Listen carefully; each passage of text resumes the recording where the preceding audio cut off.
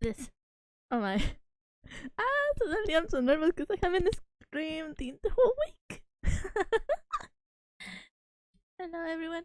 Good evening or whatever time it is on your zone. You know, and Shinon. We are back drawing more of the VTubers that I hope we can finish them today. I'll try to finish them today if I can, because I really want to jump into something else. And also I don't want to leave people waiting for too long. So here is what we got so far. Yes.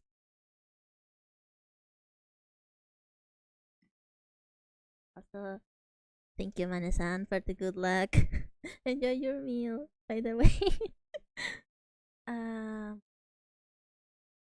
Last time we left on Jorgen. Yes. So I'm going to turn off everything else. Which I just left because it looks pretty.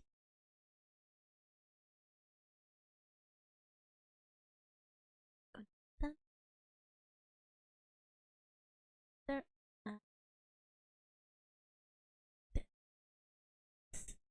Wait.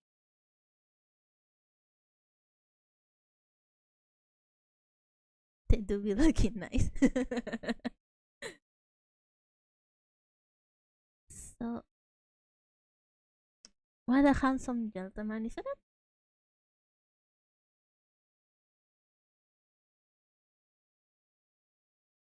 It's been quite quite a while since I last streamed now, hasn't it? Since the collab actually. I didn't expect the collab to last. Like, what did it last? 6 hours, and in total we actually talked for like 8 hours because we're so good at just derailing. And it was a lot of fun. It was a lot of fun. I really had a lot of fun chatting with Father Michael. But even then, the week has been so busy that I haven't been able to stream. Doing a lot of stuff. And whenever I get free time, then I have to use it to work. And then when I get free time for work, I use rest, sleep, or freak fanfiction, or draw the same character over and over because I'm totally not obsessed. I'm completely normal about him. I am so obsessed with my own character. It's bad. It's bad. It's really bad. As if anyone saw on Twitter, yes, I did make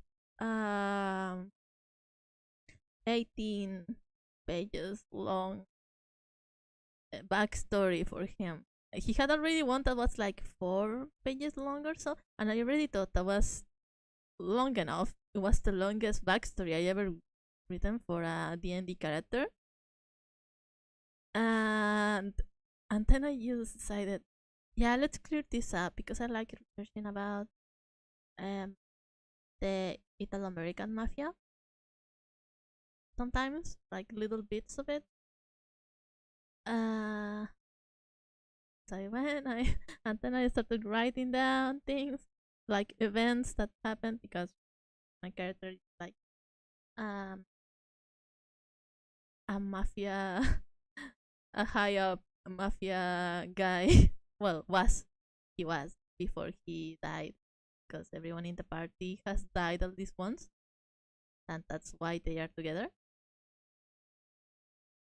So, and then I started describing like the other families, and then I started describing other characters that are also important to the story, and then I added drawings and I added like diagrams or of orders and stuff. Like how do you organize these or how this family looks and everything. And I'm still missing part of it. I'm still missing like NPCs that I need to draw. And it's already 18 pages. uh, but I love him so much. I could not do anything but that for him. I feel so bad for my DM though. I feel so bad for him. He has to handle that, and it's so funny because you read the story and it's I guess intricate will be the word. Intricate. They're like this character is clearly smart and a little intimidating, but when I play him, he's a little guy. He's just silly and pathetic and a crybaby, and I love him. I love him. And then sometimes he goes a little hee hee ha ha and becomes a little weird. But that happens in every campaign. Anyways, everyone does a little hee hee ha ha. It's totally fine, totally fine. But most of the time, he's just a little guy. He's just a little guy. I love him so much. So even before the stream, because since I haven't done this in a while now, I got really nervous. I got really nervous, and I decided to do a little funny and draw more of him because why not? Make me happy. If he just calls me down, I guess. So here we are. What is that color? It feels like it lacks some shadow, right? But yes, it's nice to see you all again.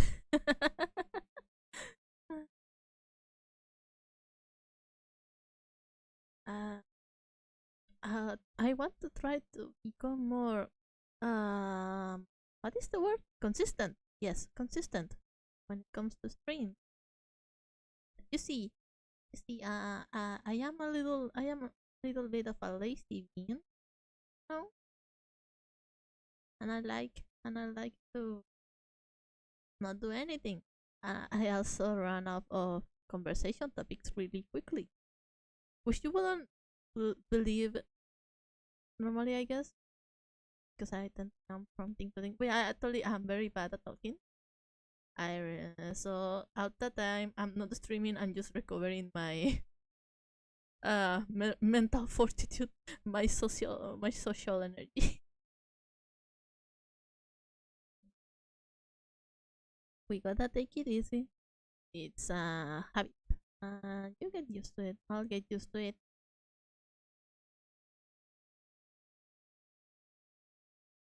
Uh, so very messy when you zoom in. It doesn't look like it from far apart, but when you zoom in, everything looks so bad. And that is my fault. I barely zoom in when I'm painting, and then I remember that I have to clean it up, and it becomes like, oh no, so much work instead of doing it from the start. I just have a list of conversation topic for that is a very smart take. That is a very smart thing to do, and honestly, I probably should too. But whenever I have one, I tend to forget to write it down. But what? What conversation topic? Like lately, I've been watching Trigun. I decided to watch it. I always forget the animes I watch, so I'm rewatching it, and I really don't remember. Even though I know I watched it, I really don't remember anything about it except certain small part. And I remember that Bash was a really soft, really good guy. He was just a little guy. So I'm having a blast here. I love him so much. All the works that have been made by the creator are so wacky and so full of, I don't know, very very lively, very original. I love them. Like, so Helsing too. I wouldn't say that's lively, but it's amazing anyways. Or Trinity Blood, I think it was. Haven't seen it actually, but I remember bits of it. Really good. And my favorite, I say, is Block Block Battlefront. or Kekai Sensen, which is absolutely amazing, by the way. And if you haven't seen it, you should watch it. It's basically wacky slice of life, but the word is a little crazy. So it is a slice of life, a slice of life, but everything is the regular there is it's crazy enough, which sounds very funny, very ironic, and I love it. And the characters too. I adore the characters, and the voice acting is amazing. The dub is very good, but I do prefer the sub because I love Aligura's voice. There, she sounds like a dog toy. Aligura is one of the villains, I guess, and she sounds like a dog toy. But like I mean that in the most positive way. I adore that. I adore it because her voice goes really high, so it goes a little like a now noise sometimes. What color are your eyes? They are brown. Wow. Uh, brown. Oh, that looks. Actually, that does look a lot better now with color on the eyes.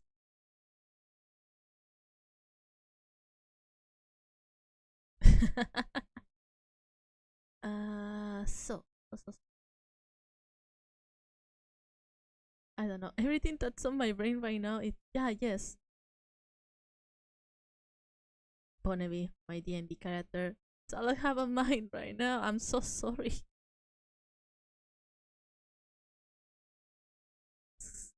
I get obsessed, and that's how life is for the next few months. Then again, there are many other things to talk about. So. I don't know if you saw, if anyone here cares about the fact that we are going to have a new Professor Layton game, which is wonderful. I've been waiting for years. Oh, it's blue. Blue, blue that. Light blue. Light. No, it's darker. That, so, that so many old franchises that revive lately. The nostalgia has won once again. Wonderful. And the fact that it's now in America, and according to the trailer, Luke is the one that is now where they are, but the professor isn't famous. So it's going to be a twist in the dynamics that sounds really fun to explore. Since, well, most of the time in the stories you see, Professor does get some special treatment because he's famous in England. So how is he going to deal with that in America? I don't know. I know, it's going to be lovely. And we are going to get new puzzles too by a new team. Because, well, um, Akira Tagos say died years ago. So now we are having a team to the puzzles. Gonna be interesting. I hope it keeps the original style of puzzles. Very, uh, I wouldn't say friendly because some are really hard, but they have a particular style. Have a particular style. Uh, no, my keyboard. Never start the keyboard.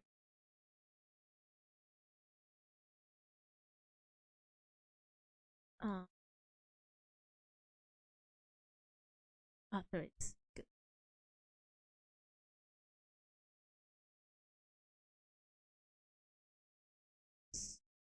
Oh, oh, yes, this is what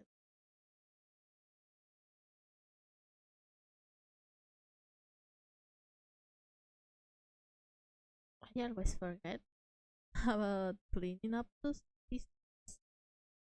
So whenever I have to send them later to the to each VTuber, I have to actually paint under them again, because I saved them as PNG, so you can see everything under them.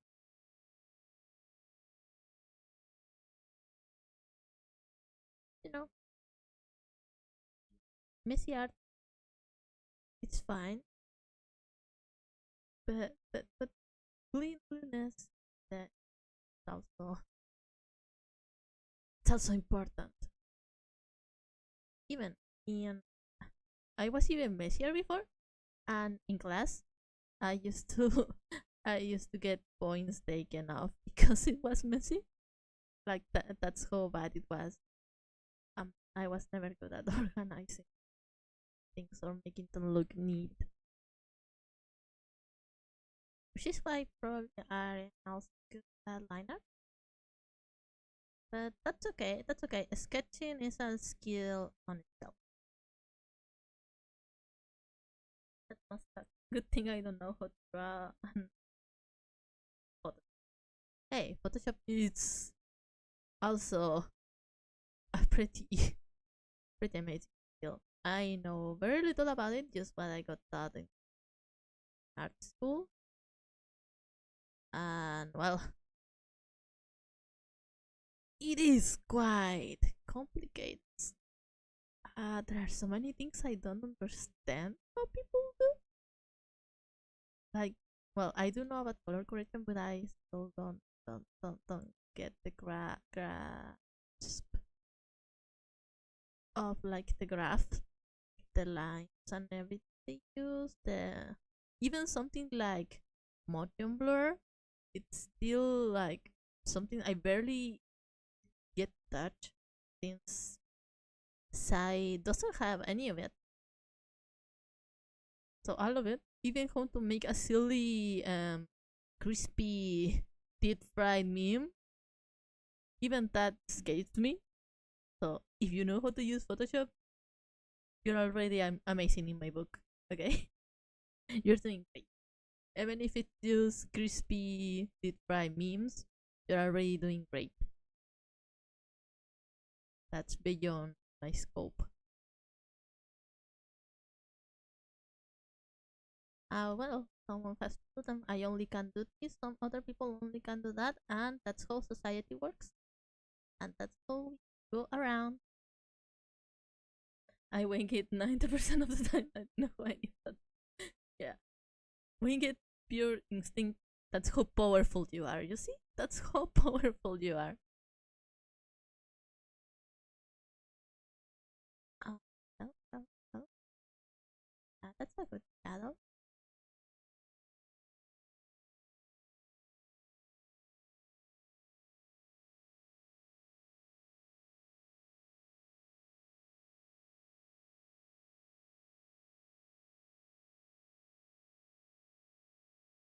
A funny thing, not I think about it. This week I've been watching a lot of streams. You know, before before I barely even watched streams. Before I got like heavily into Nou'Shien and Holostartian, I barely watched streams of people in general because I found it hard to concentrate so long on well something like even watching movies. I do tend to struggle sometimes, or things like series like Arcane, or what other series that has really long episodes? Well, any other series that has very long episodes like Sherlock or Doctor Who or um, I think Game of Thrones. Well, anything that's over 20 minutes becomes a little bit of a struggle.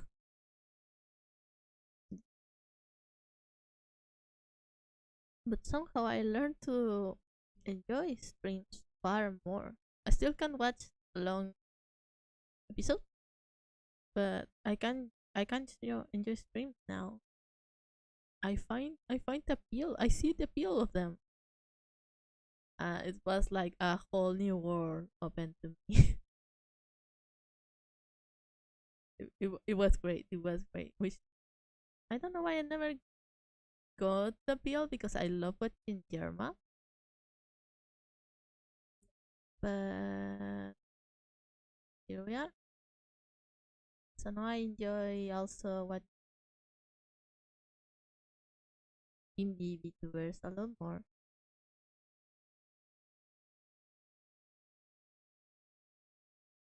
I find out why it's so cool. But if I had to put it in words, no, I still don't get how to put it in words. Just entertaining to be there, to be part of the hype, to be in chat, able to hype them up, to be there, to see their their wins and their losses and everything. And I guess that's why it's so easy to be parasocial sometimes. You get you, you get this train of emotion when you are hanging out with them, sort of.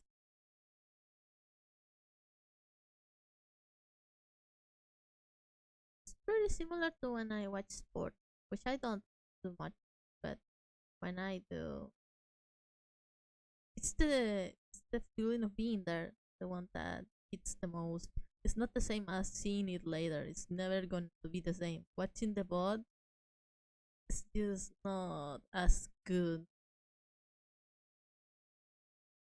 But also when it's games that I actually enjoy. For example, I was what um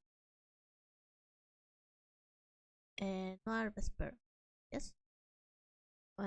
Play Papers, Please, which is I really hope to play one day. Having that company instead of having to pay attention full time to the game, to say, having that company that is still like very aware of the game but having its own inside jokes and everything feels like that company you get when you play with friends, and everything is a lot funnier or a lot more intense.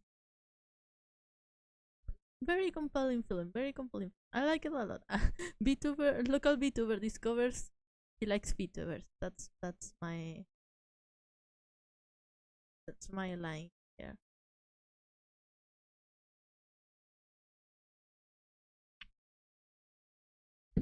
I'll hit myself with the microphone arm.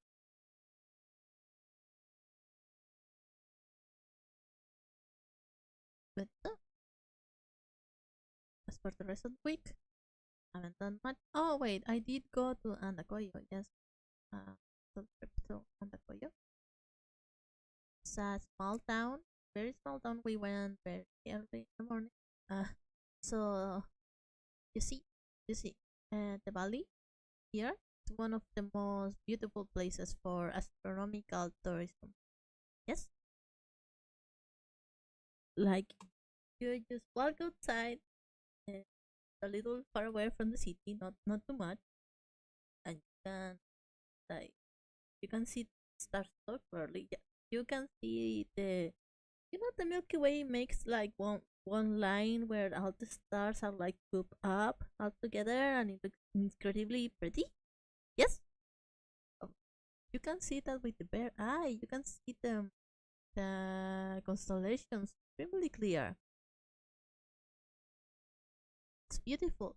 So now imagine you leave your home at 5 a.m. in the morning. I'll cuddle up your pajamas because you didn't care to change clothes. And your the music on the back seat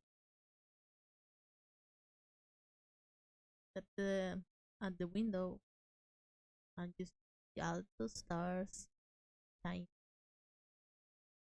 I never get bored of it. Never get bored. of looking at the sky at night in here. There are so many stars, like,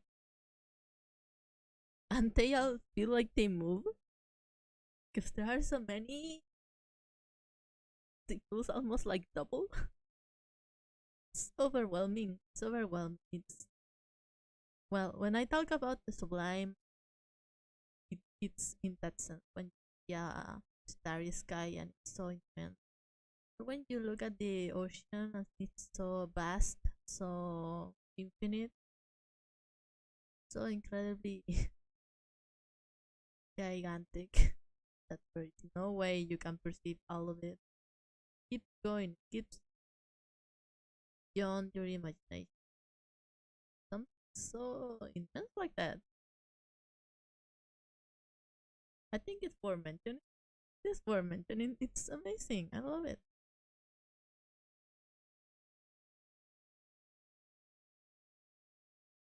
And here we have splendid skies for that, which is great.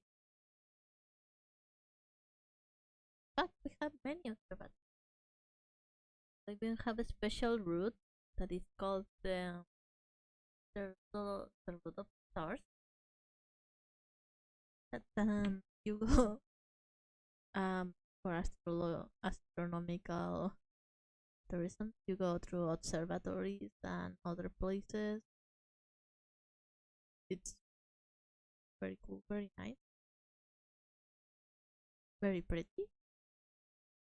And Andacoyo is one of the great places to do that because it's high up, and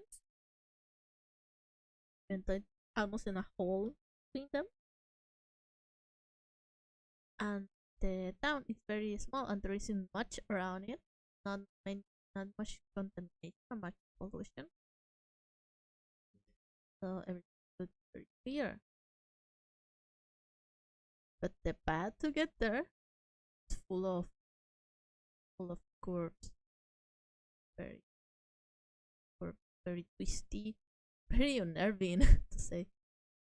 So I'm learning how to drive. Yes, I'm learning how to drive. I wish to get my license soon.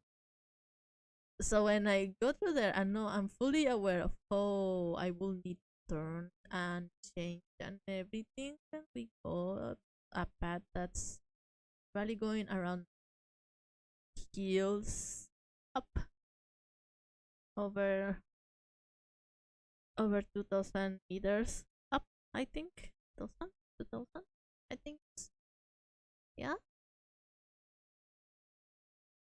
It's stressful to say the least. Some turns are so incredibly sharp, so and but it's very steep, like to the point.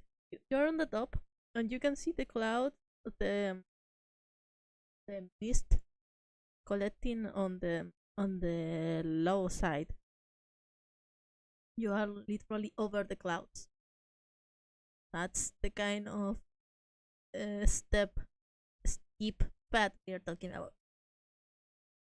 Isn't that unnerving? Isn't that stressful? I love that though. Here are so many mountains. You you better not get tired of them because that's all you have. No matter where you go, there is mountains. We live on a mountain, well, a hill. It is technically a mountain, and then behind us there are more mountains. Under us there are more mountains. To the north and the south there are more mountains. It's all there is here. So you gotta learn how to navigate them. Sometimes when I used to travel by plane, it's faster. Not the biggest fan of it, but it's faster. Well, I do love being on the clouds, of course. Since, as you know, I don't know how to fly. That's very nice. I know. I wish I could learn, but it's my wings don't really work much. Can only do like a chicken and like jump a little. Well, some chickens can fly. I can. I'm not a chicken, but I can. So flying in a plane, it's the closest I'm ever going to get to the sky, most likely. And it's very cold and very nice, very pretty. But that's not the point. When you travel by plane and you look on you look down the hills, you will find houses, the most weird place in mountains that you thought you'll abandon because they are literally in the middle of nowhere. You will find a little house with some goats, a little house made of hay and what do you say, Arcilla? Well, dirt, like wet dirt and hay. You put together. Yes, there's so many of those in such random places, so far away from civilization, and you wonder how many years, how many generations have been there. Who have been living that way for years. They survive just fine. Maybe the winters are cold, maybe the summers are harsh. They survive. Here we are and wonder why or wonder how we got dead of there. Or more like wonder how they are still there instead of here. But also it is reassuring. No matter where you get lost, at some point you're going to find a house. At some point you will find someone that is living there. You are never going to be fully alone. You're never going to be fully abandoned. Unless it's like natural park or like forest in the I don't talk about the south. It's I keep saying calling it suit. I'm sorry, it's not suit. It's south. It's south. Hi there. Well, welcome to the stream. I shook a little. I'm sorry.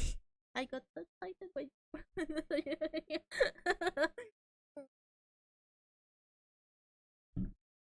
Hi. Right now we are with Jürgen, and I'm just rambling about how we are never truly alone because even in the weirdest, most isolated places there is a house. There's always some everywhere. It's, it's nice, nice. As a traveler, that's very reassuring because I do tend to wander a lot, and I will absolutely get lost. I'm not someone. I will get lost.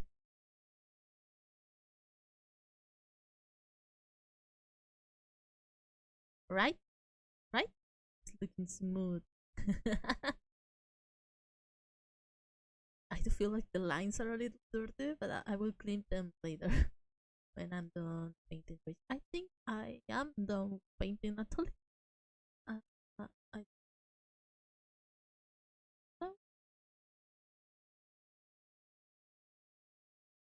Yes, good to see you here. Thank you for coming. Oh, the light on right now. I will first. That's a specific step to take because if I miss one, I will actually forget about it until I finish, and then when I finish, I'm going to be like, but it looks fine like it is. Just half passing it. Not the nicest mindset to have. Here is so nice. I'm glad. I'm glad.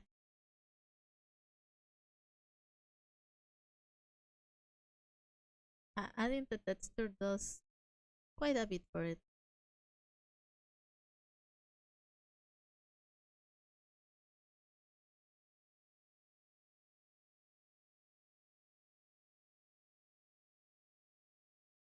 Because I'm sure I keep the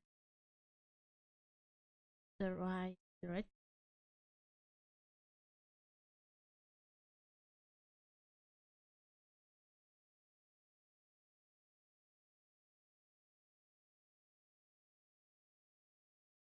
This looks so funny with the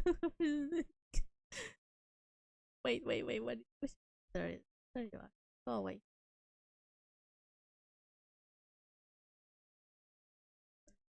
Uh, Not as shiny as the other, but that's because a lot less surface to work with.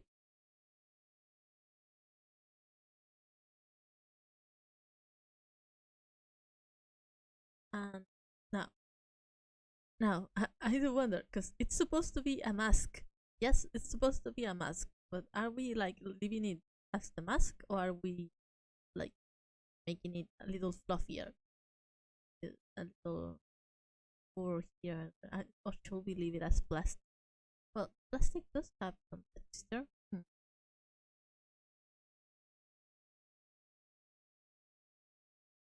That is a really big number right there in the chat. You're a big foot.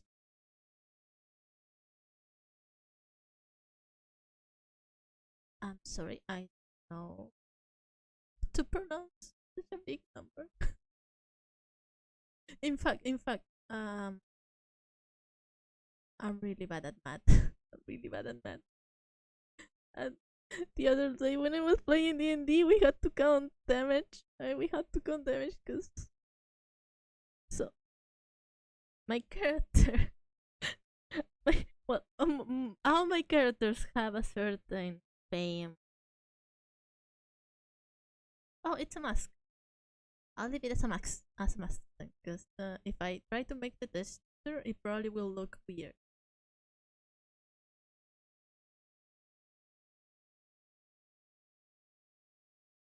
So, yes, D&D, my characters have a certain reputation of being troublesome. Hey, headbutt. That's cute. Wait. Let me draw. Let me draw that real quick. Oh, that's not right.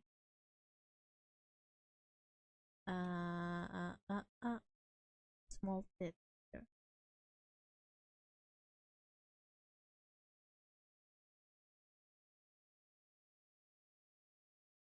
With that cut, because cute. Petty.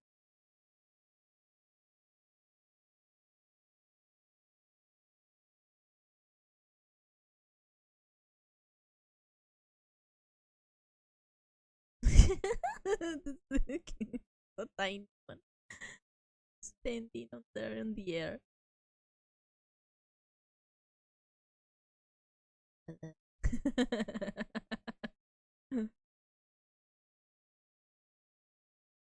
But yes, again, I'm sorry to my DMs for always causing trouble. I'm always tearing the party apart and always running around and always getting in trouble and getting the enemies to hit me because I jump ahead. I'm so sorry. And I won't stop. I won't stop. I'm meant to the beats. I'm meant.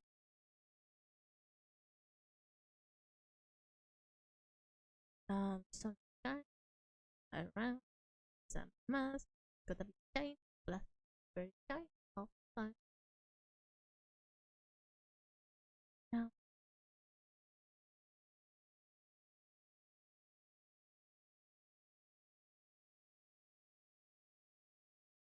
looks empty.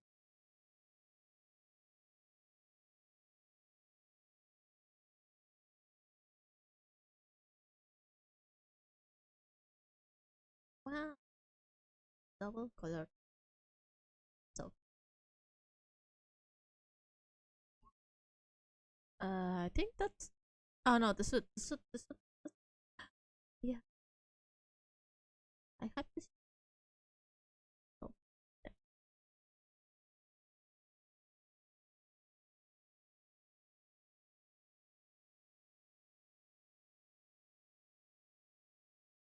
Like yeah. Wanna know a funny thing? If you look at my art long enough, you will notice that the light source, almost always comes from the same direction because I don't like to think about it. like always comes from here almost all the time. Because naturally, that's where light is for me, I guess. I don't think too much about it, so it's always from the same place.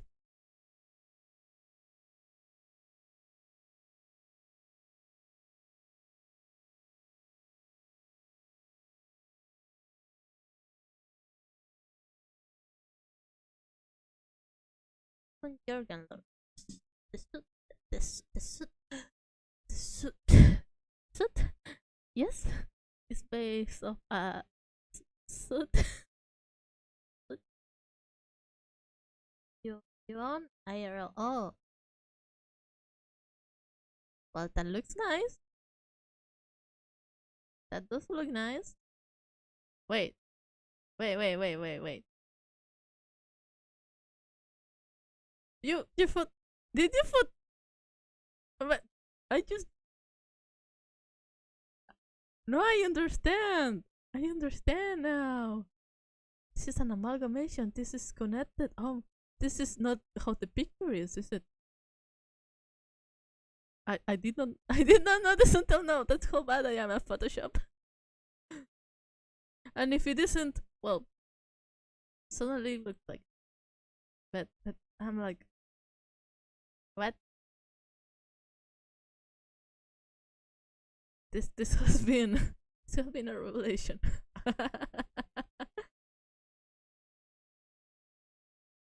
It looks great. I did not notice at all.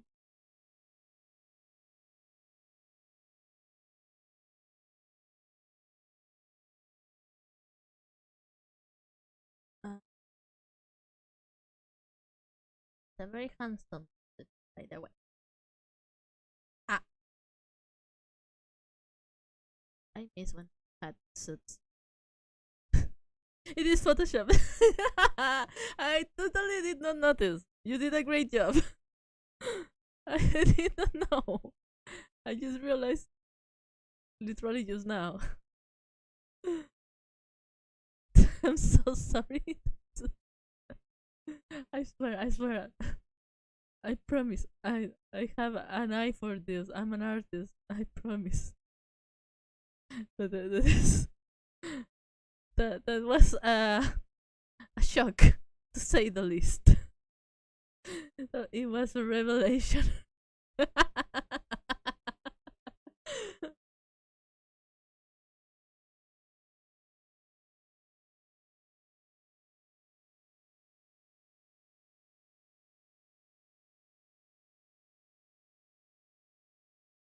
Oh no, that.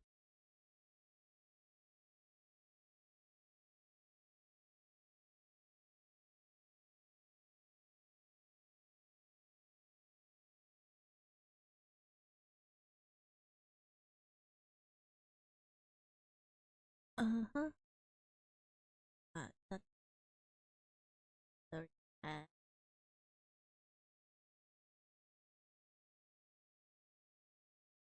Sorry, I keep forgetting to talk. Um, I'm focused.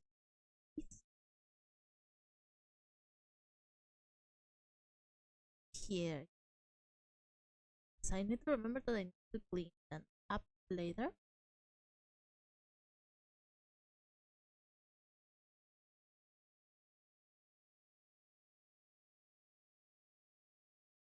Oh,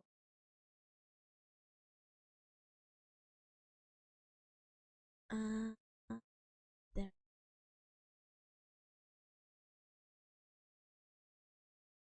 Yes. Very handsome. There.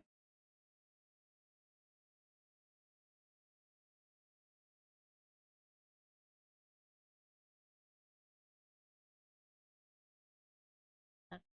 There. Yes.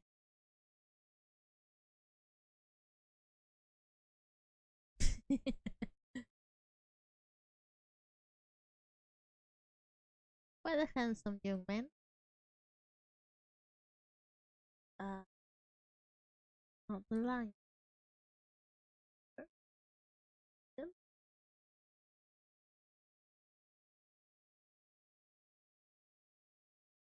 Brad Pitt.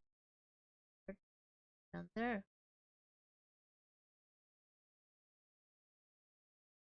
How to say?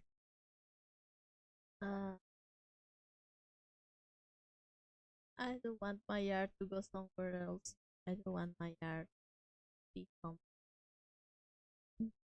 cooler to say. Not that I don't like my actual style. You know, everyone has dreams. Everyone has to get somewhere. I wish handsome. Oh, don't say that. Look at that smooth jawline. People could paper with that. Wait.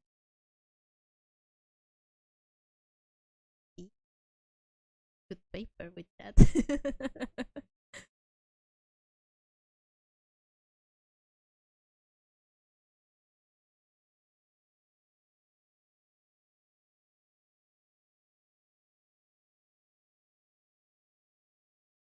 So I do want to get my art somewhere else, or the traditional kind of path, you know, um, oil paintings and stuff.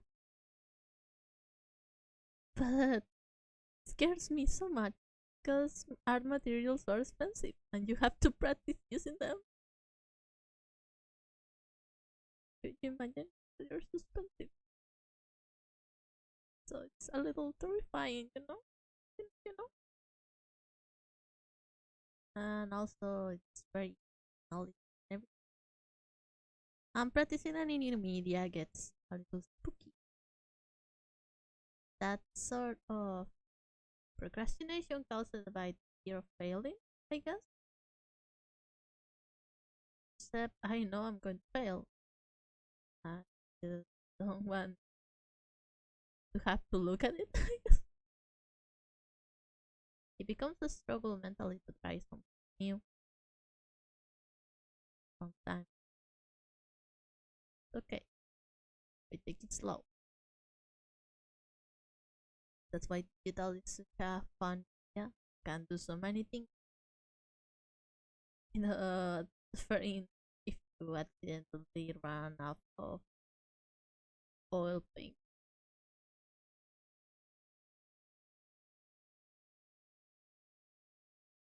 And nowadays you can take it anywhere. So it's not like traditional has that advantage. But traditional will always be special. Like hand painting. Not that the dollar isn't handmade, but it has that sort of rustic feature that very makes it very special because it's something tangible. You know, you cannot see something with your eyes in front of you and not in a screen. Has a whole different uh air about it. Don't know what I'm going to do. Little guys, paint yellow, shine.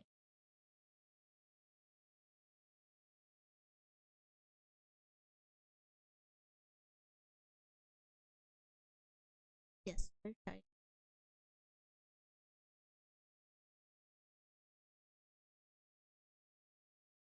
Uh, uh that's a organ. It is done. It's the handsome boy. But, uh, yes.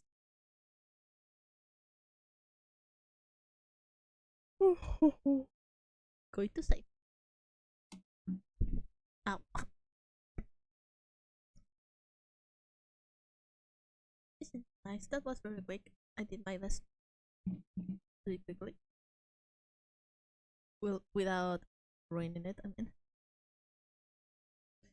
Because I really want to finish this today. It's been so long. This is the fourth episode, the fourth stream. Fourth. Terrible. Oh my goodness. But I normally take like 6 hours to marathon all. It feels like it's a little heavy. we have this one. Da, da, da. Here. Yeah. And then we do the last one, which is going to be.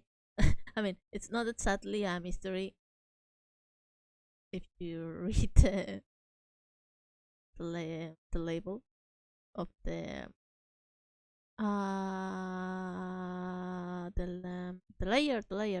layer. Yes, the layer. But I like to keep it a mystery anyways. Then I'm going to draw Mane-san. I like to draw her. In fact, I designed her for the most part, of course, with her idea, but for the most part, I did design her, and I love to draw her too.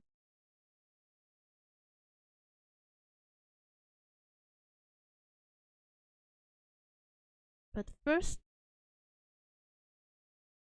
splat.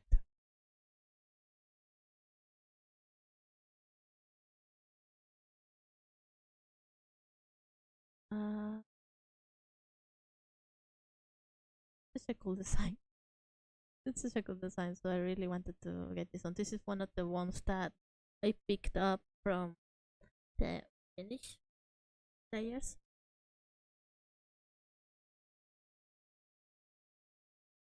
But since it's such a particular design, I really like it. I wanted to pick it up. It still feels like a shame to not do everyone else, because I had 4 of these sketched, like all of them. But I know I will get burned out if I did. And many of them don't have accounts anymore or change their designs or their what do you call it? Their handles, the Twitter handle. So there isn't much to do about that.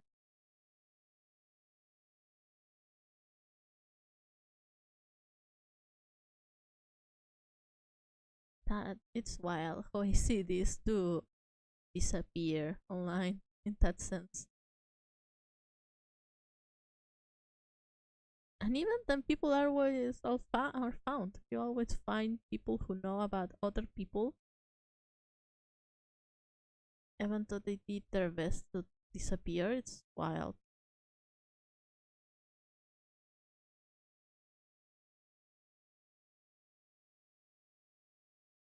Or maybe it's just that sometimes people don't do that much of an effort trying to hide themselves, I guess.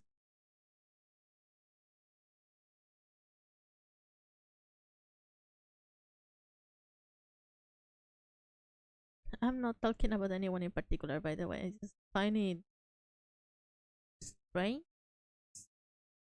how easy and how hard it is to disappear online.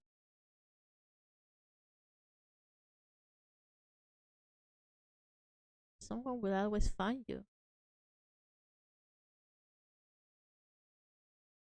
But also, it's really easy for someone to just leave and you never find them again. You never know what happened to them.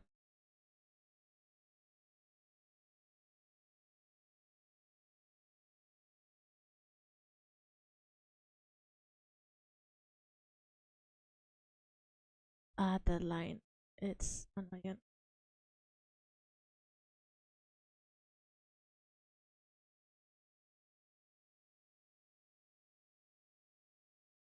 And this part is this part is complicated. This part on top is complicated.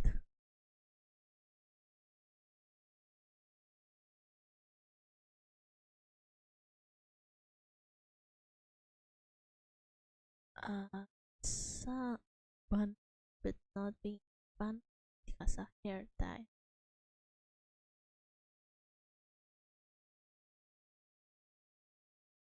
makes me hungry though.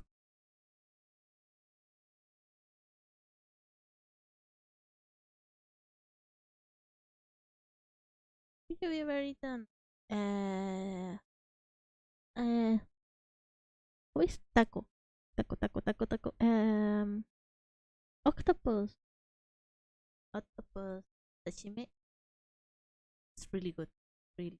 It's a little chewy, of course, like any sort of uh that kind of seafood. Very chewy, pretty hard to bite, but it's really good, especially with some sauce. I like teriyaki sauce. I'm getting angry myself just talking about food. What am I so sorry? Haven't had lunch. I haven't had lunch, and I really want to have lunch. The sauce I made yesterday. It's not bad, but I added too much garlic. My fingers still smell like garlic, and I'm sure my mouth does too. And I don't want that for tomorrow because I have my shift volunteer, so I don't want to go smelling like garlic all over.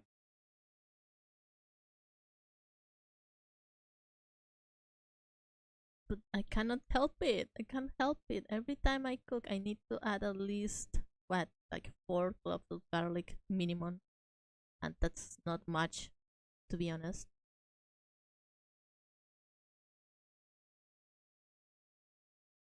It's just that good. Garlic is delicious.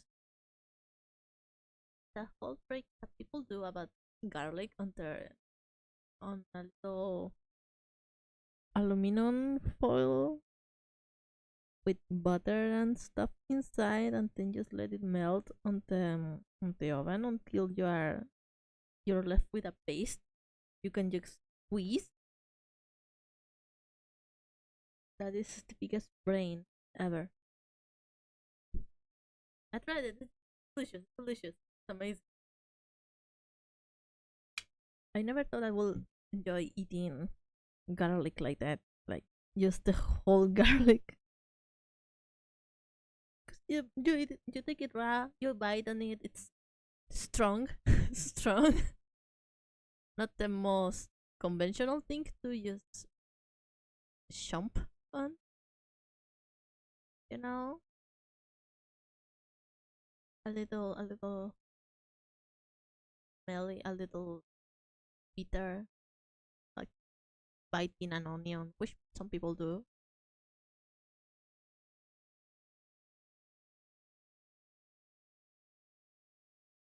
But when it's on the oven, it's so good.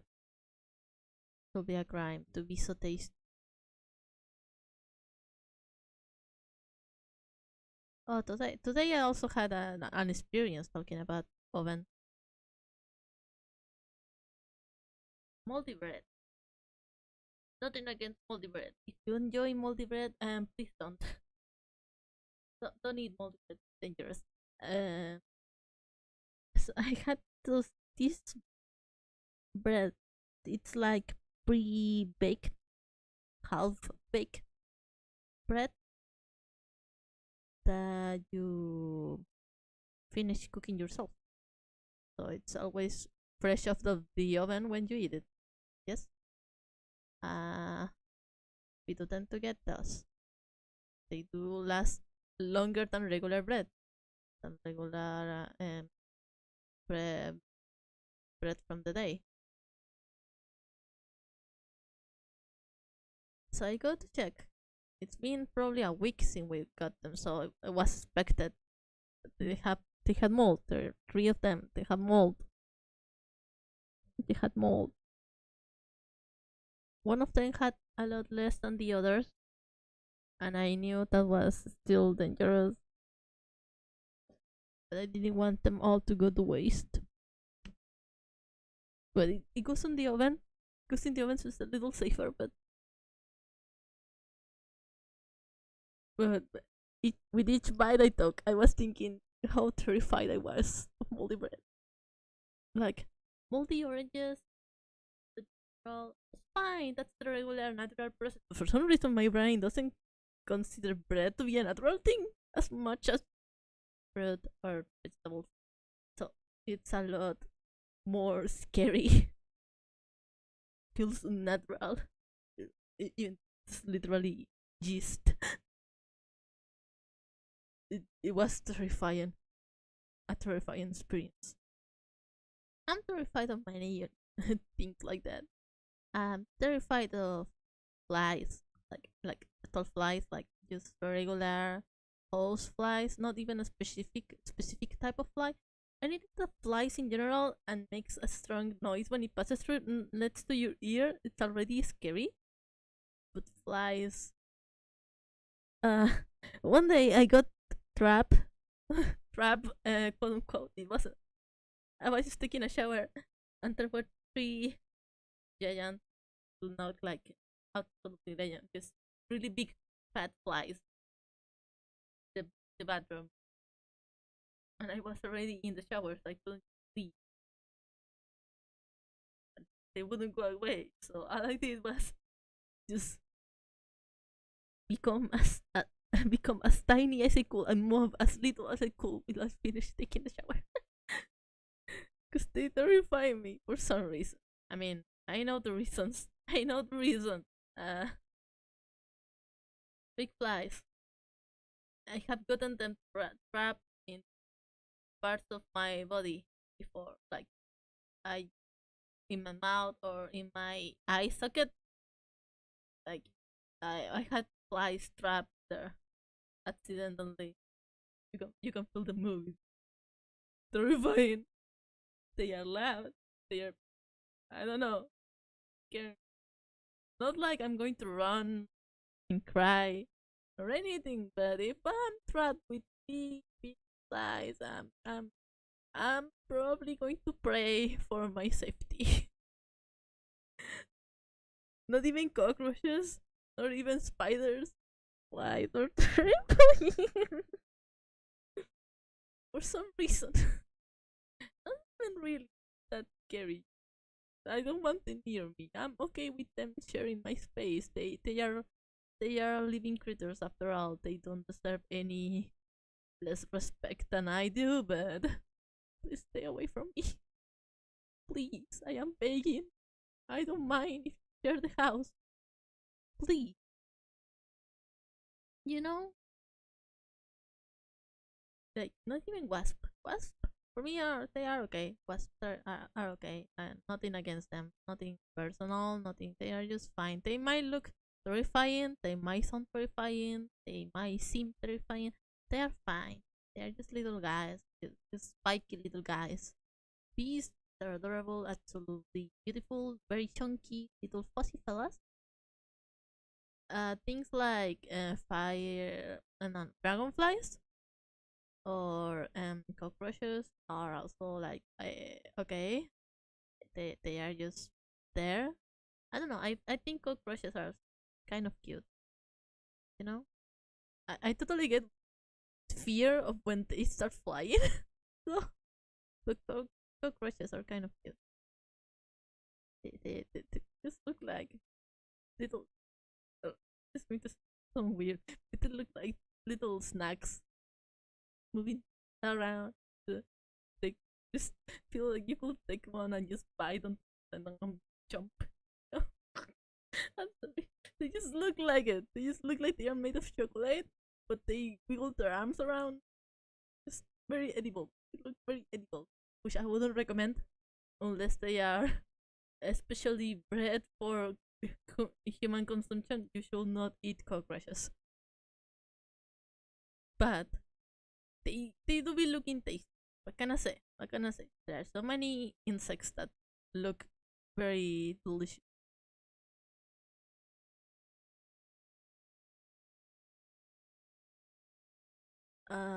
But oh, mosquitoes are also terrifying, but more annoying than anything. Nothing against them; they are just doing their job. They are just trying to survive, of course. But they are not sadly scary. Yeah, they are more like annoying. Just a bother, a bother. They're fine. They're fine. They're just vibing, I guess. But also not a big fan of getting my blood taken with that consent, you know. Especially because they carry a lot of disease. And as we should be, we aren't totally a big fan of spiders. Spiders are great. Spiders are pretty. They are nice. Um, I I normally just tend to look at them and be like, oh, hello, little fella.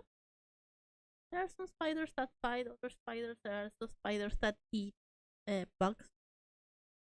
So it's just like we are fighting together here. You want to survive. I want my candy to not be eaten by ants. We are together uh, and also they are just scared of you as much as you are scared of them. In fact, when I was no, not when I was younger, just a few years ago, I picked up we call them tiger spiders. They are spiders that eat the venomous spiders here. So these spiders are to say they are predators to the spooky spiders. They are very slow, quite friendly actually. Just nice overall. Very polite guys. I picked one that was very small. I picked one up because it was in the middle of the wall going to the bathroom. And of course, if anyone else saw the little guy there, they were going to smash it. We're going to kill the poor guy.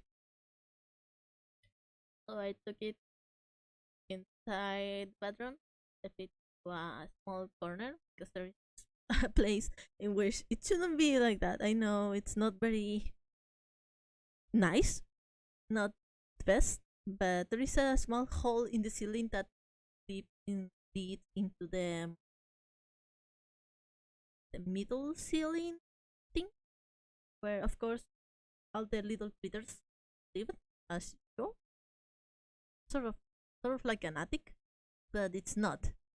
Just the middle space between the ceiling and the roof. So I took it there, and so that was the time I was with I was about to say amnesia. No, insomnia. Insomnia.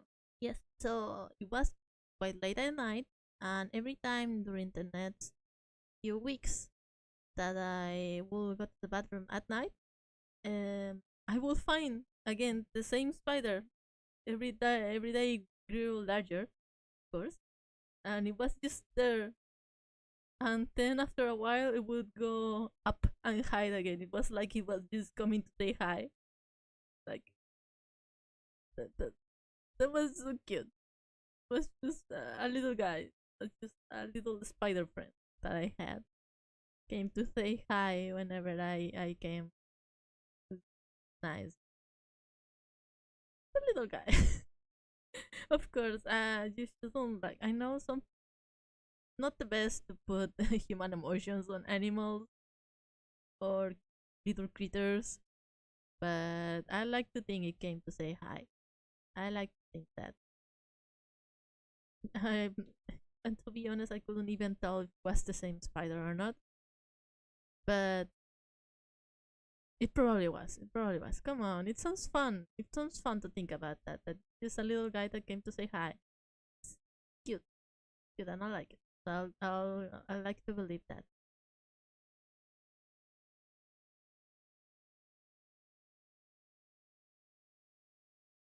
In fact, I'm probably more scared of ladybugs than spiders. But I'm not actually scared of ladybugs. It's just they bite.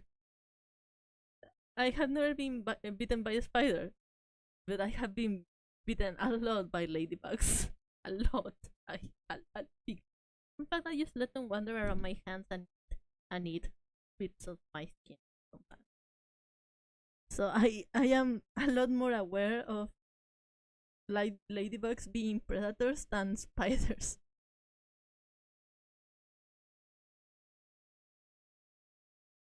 It's hard to forget when they try to eat you.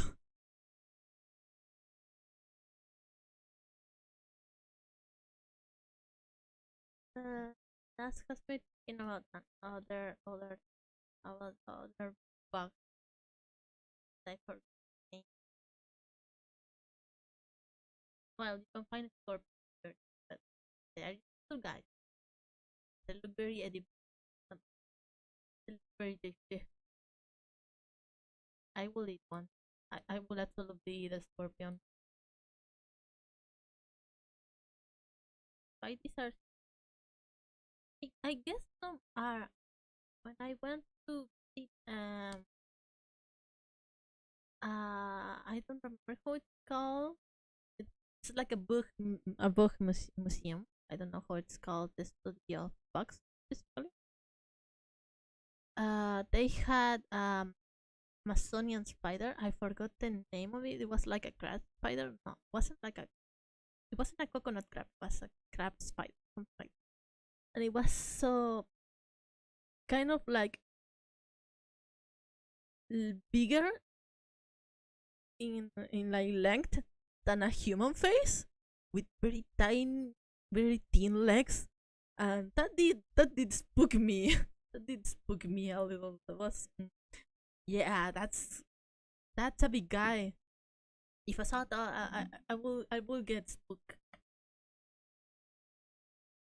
I will very much get spooked.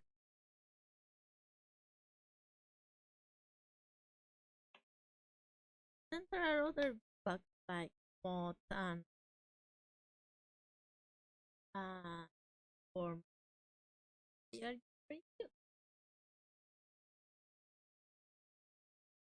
Just well, I don't know. I find them rather fascinating.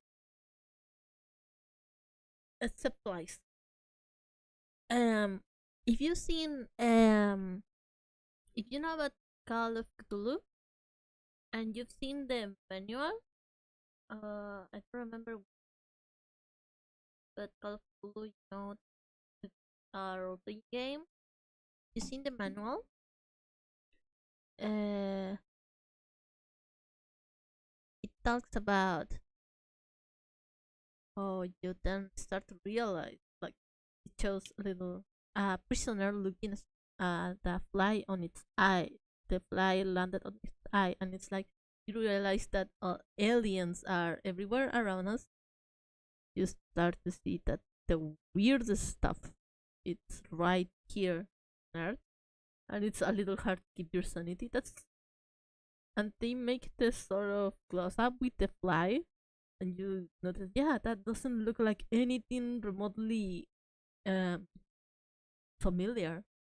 That looks like a straight up alien. When I see creatures from the Marianas Trench with their gigantism and their weird features, like,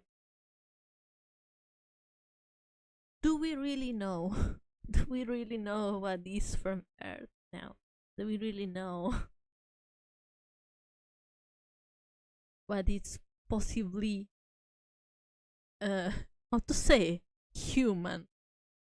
Not in the not in the actually human way, but in the familiar sense. Do we actually know? Will we actually be able to recognize an alien if it came down to Earth, or will it be just another creature of the many? Because we see things every day that are weirder than any alien anyone could think about.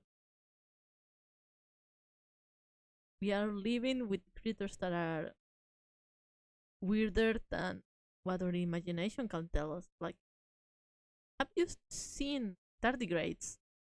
Have, can you even perceive the idea of a tardigrade? Those things are basically immortal. Isn't that wild? They can survive in space.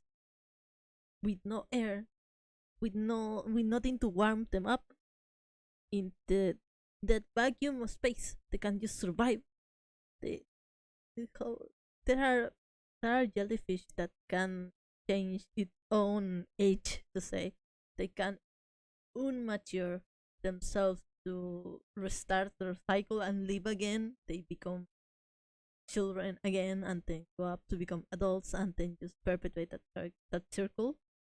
I think it was jellyfish or crabs. I forgot. But something in the sea.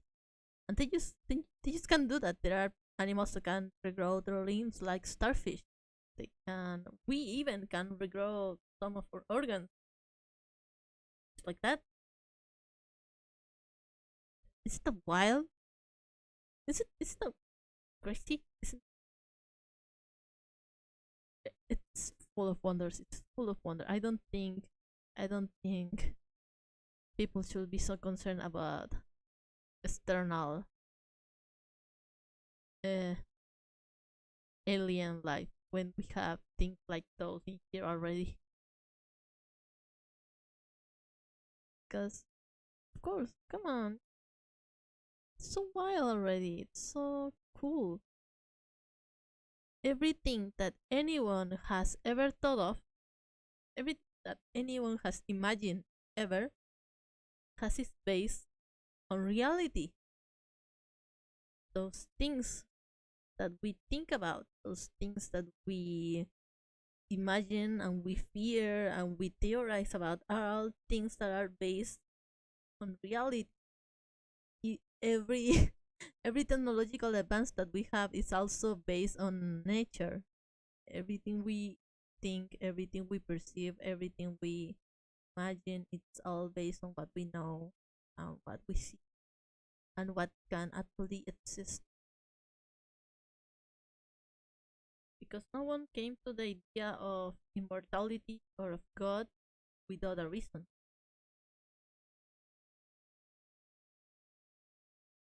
They were all ideas came from somewhere.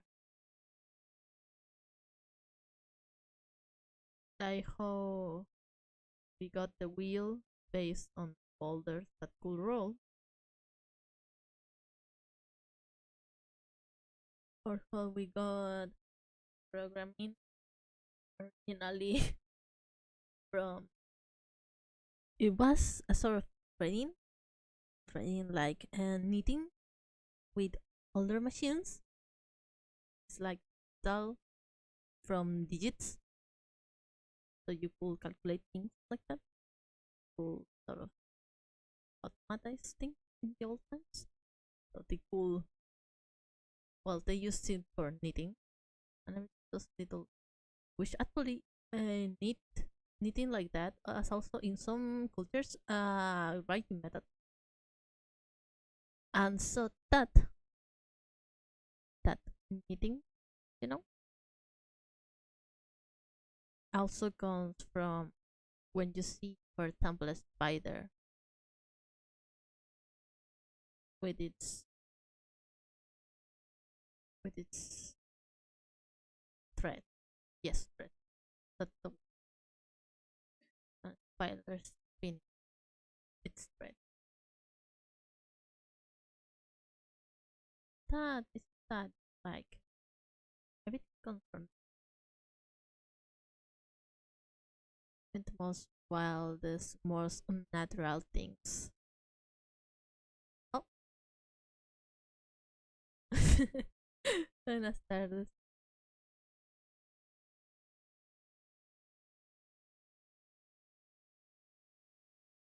Ta, ta, ta, ta, ta, ta, ta, ta, ta, ta.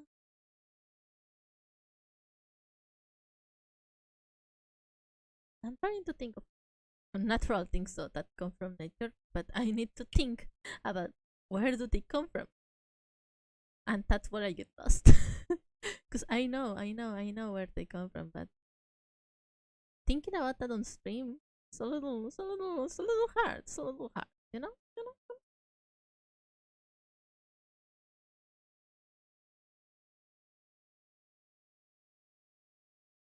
But well, if you know, for example,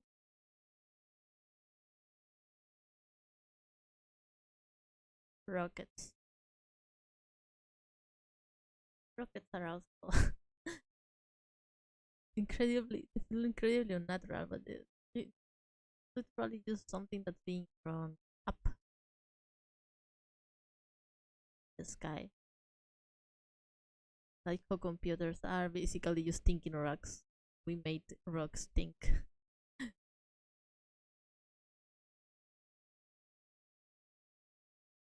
Whoop. So like that.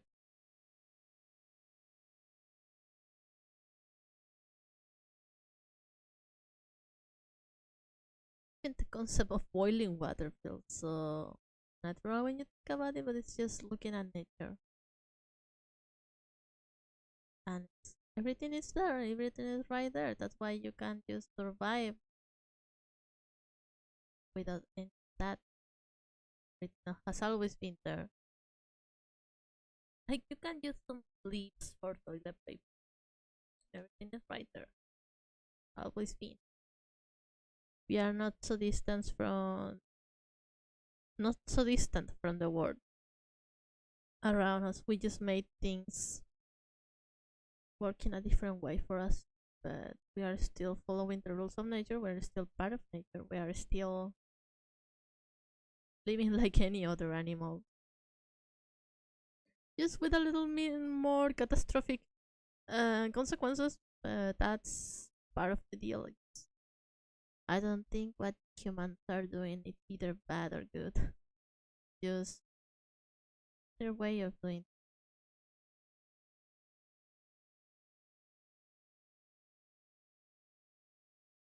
Not that that is like seeing the troubles that is causing. Not that I enjoy that. It's not good, and I try to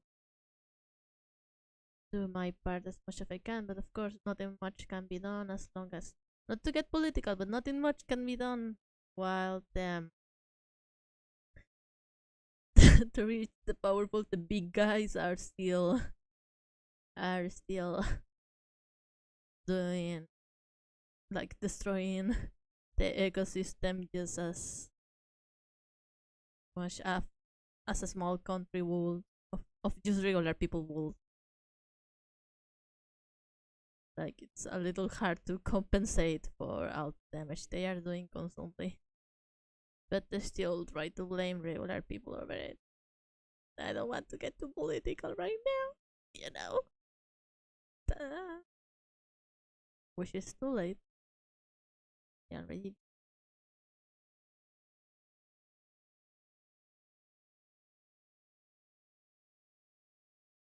So that's why it's very funny. It's very funny to me to see how even then humanity hasn't changed one bit. You know, not one bit.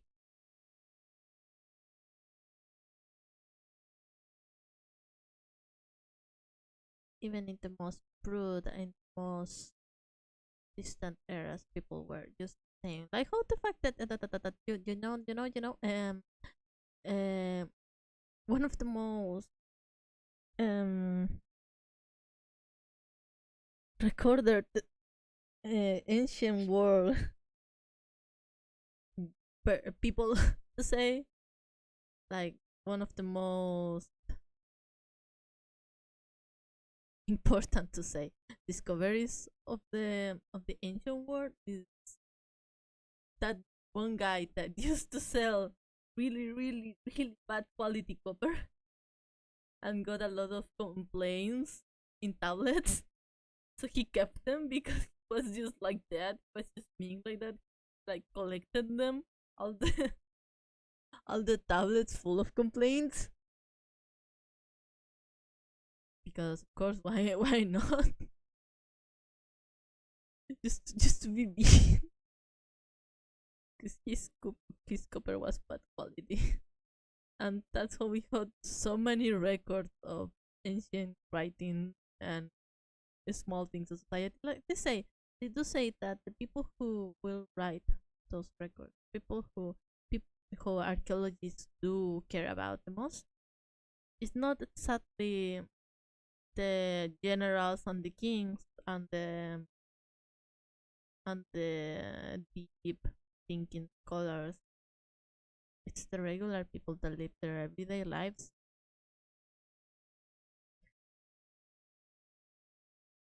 Because a king isn't going to tell you about their habits. That king is going to write about their everyday in going to tell you about how people used to live.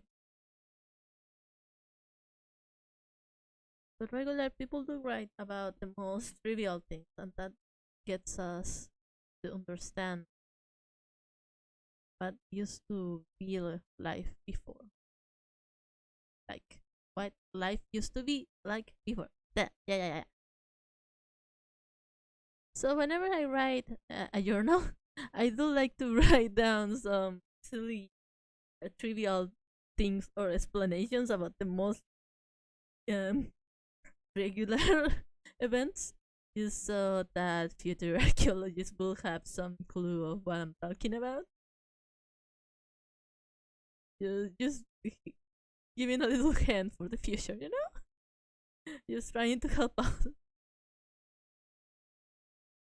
That idea of being found even after you're gone, it's quite pressuring. That so many people have been remembered because of their mark history, which wasn't a mark that is recorded beyond their own regular life. Beyond, maybe they wrote small journals and archaeologists found them. Maybe they were a corpse that was left in a particular way and they were found by researchers and they are being remembered. They are being remembered. That's very comforting to think about that. One day you might also be part of that history they're trying to write down.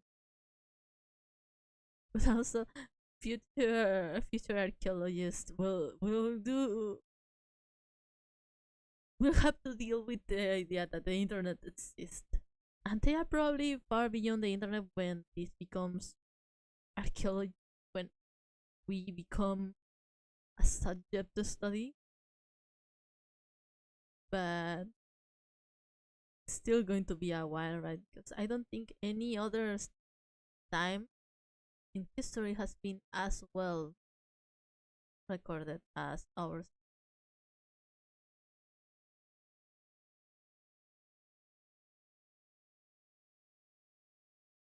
So that's going to be interesting.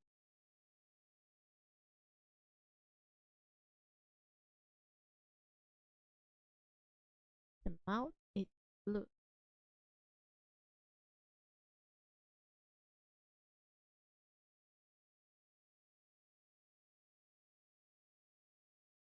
My mouth hurts. I talk too much.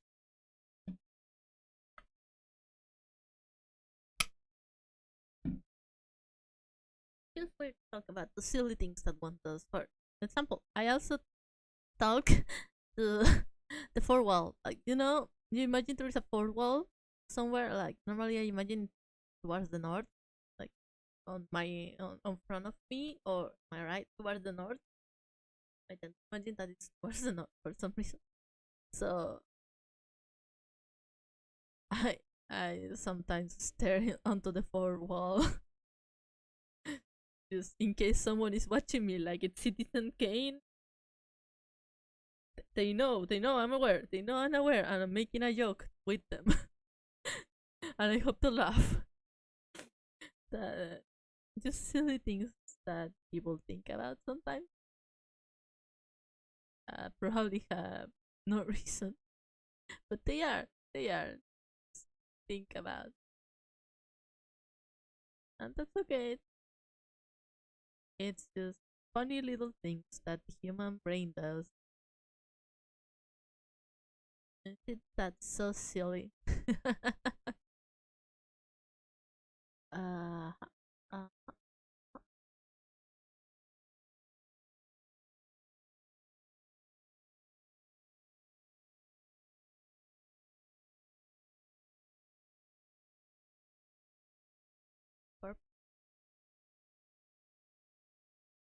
always opposite. It looks nice when it's the opposite. I like it. I like it. I didn't used to paint like this one day. I accidentally like wanted to try to make a chromatic aberration, and it didn't work out. But I did like the result of painting with the with red and blue, and then I started experimenting with that. So, it becomes really popular to just have a chromatic aberration to like give your art a finished touch. I don't like it much because my aesthetic kind of make it look very dizzy. Uh,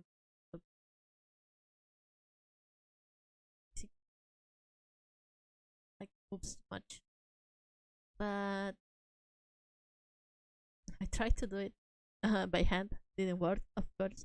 So after trying experimenting, I started to paint with the red opposite color as a shadow for fun. They always tell you that, for example, if the light is warm, then you should paint with a cold colored shadow. But I just went, yeah, sure. But they do say that laws are there to break. Rules are there to break. No laws. Rules are there to be broken. Don't break the law, please. Don't break the law unless absolutely necessary. And by absolutely necessary, I mean for a good reason. Please use your please your common sense. Oh, this is going to be a little complicated because it has many colors. Oh wait.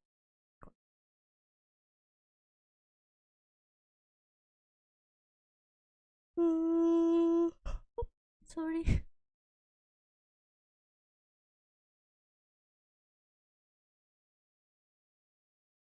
Here, here.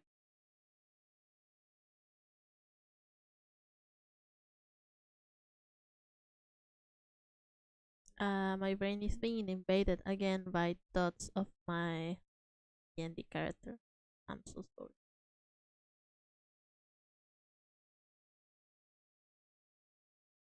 I want to draw him so bad. I already drew him today, and I drew him yesterday, and I drew him before that. But I can't get enough.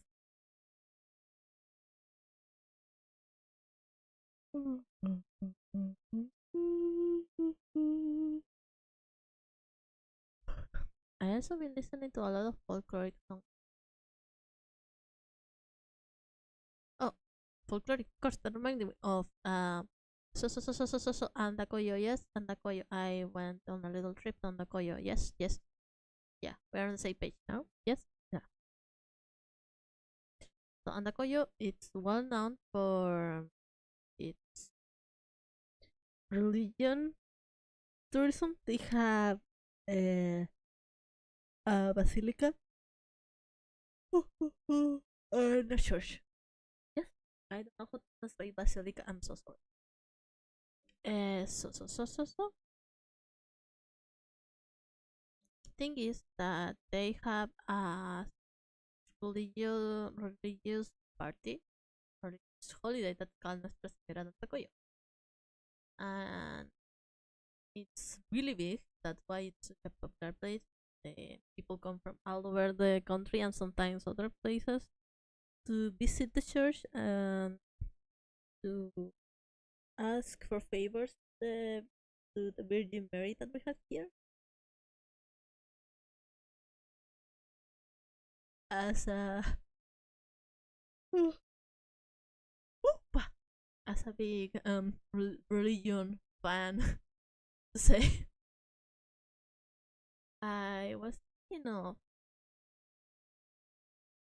joining in that. So there's a pilgrimage that you make to get to Andacoyo from wherever you are, wherever you are staying or wherever you are living. If you live nearby, you walk up the hills You walk through the road, you walk by the road, then you walk up the hills, that's several hours, and then you walk to the city and to the center of the city where the church is. So it's like a 1 day or so pilgrimage if you're nearby. Very exhausting, but I want to give it a try. And you're never alone. You're never alone either. A lot of people join in to sort of pay back for the favors that they ask the Virgin Mary.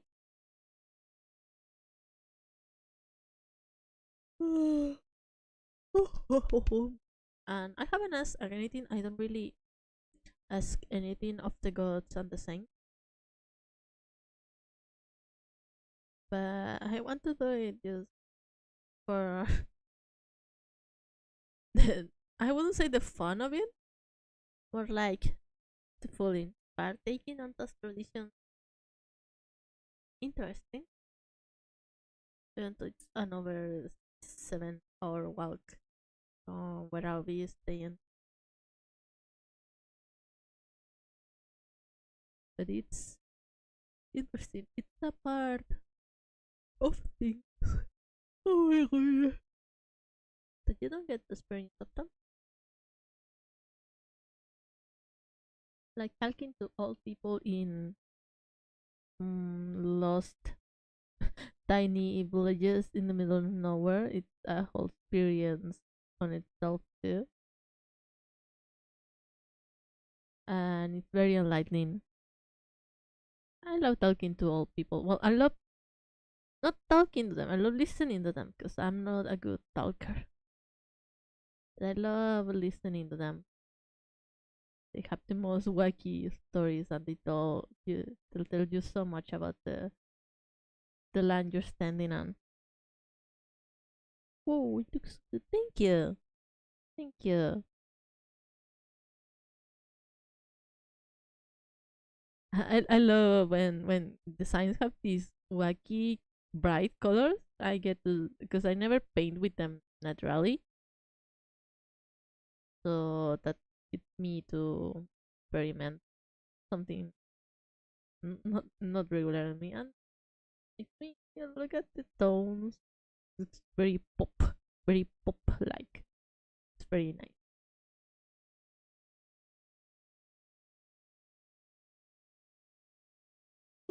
I'm yawning so much. I'm so sorry.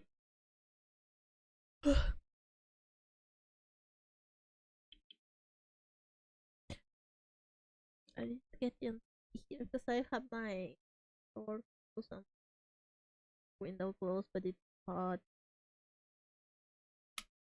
I don't want to trouble my neighbors, which uh is probably not that much of a difference compared to the rest of the time, because I do sing out loud a lot. I sing out loud a lot, so they can't hear me most of the time, anyways. I feel sorry for them, but I'm a very loud person half the time. Half the time you won't hear me at all, and half the other time I'm really loud. Whenever I'm with friends, I always have laughing like laugh attacks. Like I can't stop laughing most of the time. Just a very giggly person, and it gets very annoying for me because I don't want to interrupt them, but I really really suck at not laughing. Just get very happy when I'm with people I like. It's hard to not laugh. I'm very happy, you know. It's that you should laugh when you're happy. It's nice. It's healthy. Laughing is good for your health. Remind me of the tofu shan again. Of tofu shan, and it's like when he's saying that you should laugh and shows you a sample, and he goes, ha ha ha ha ha. What a story, Mark. I love tofu shan. I love tofu shan. He's such a gentle. gentleman. He's a Shiba Inu, by the way. He's a Shiba Inu who likes bread.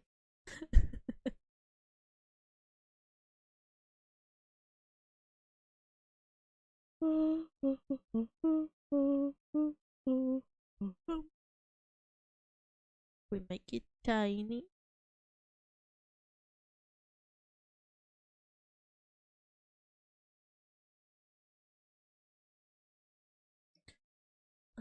What else am I missing?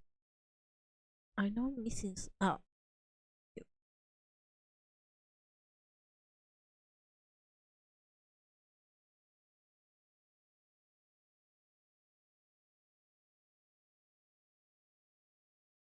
I'm getting sleepy. I put classical music on the background for me to listen. You aren't listening to anything, so sorry. I don't have background music for you. But I'm getting so sleepy already. The mental, it's not relaxing at all. Like not really. And I love listening to classical music. It doesn't relax me to say. I mean, it's good. It is relaxing sometimes, but it's not like I'm going to fall asleep listening to it.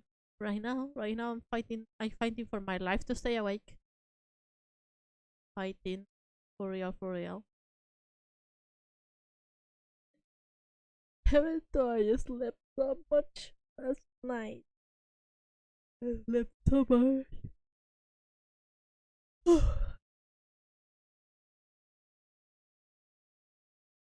Because, you see, the only reason I got up from my bed today was because I remembered I was going to stream.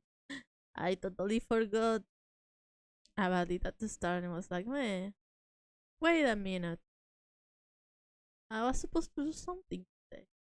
I always end up forgetting.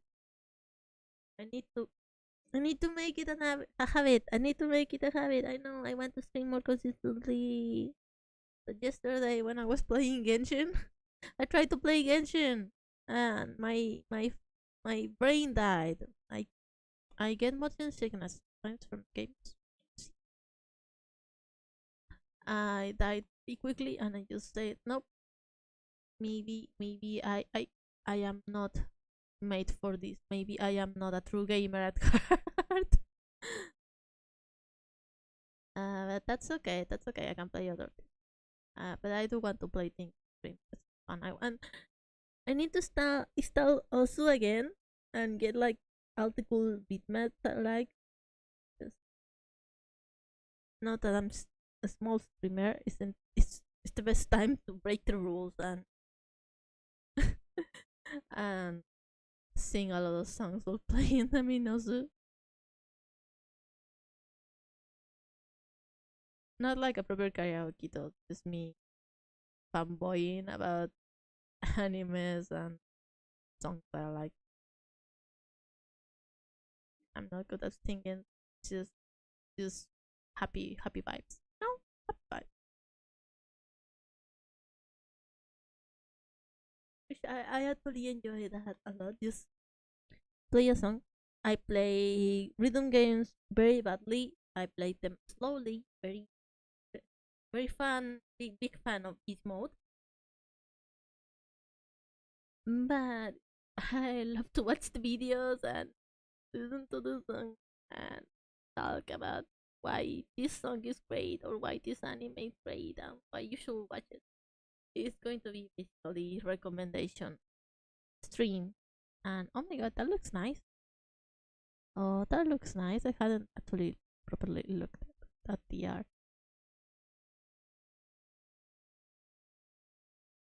That does look very nice.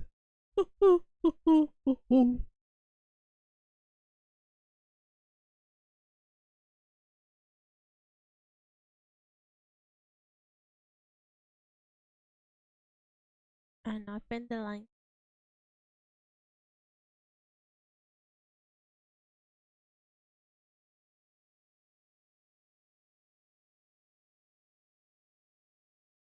Going to be a little complicated because there is so much color.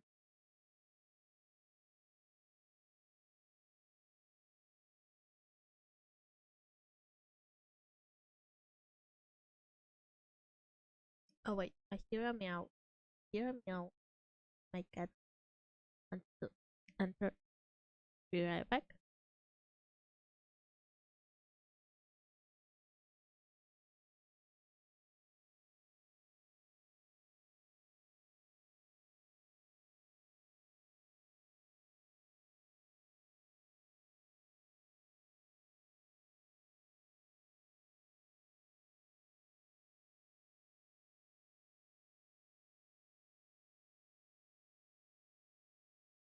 Ah,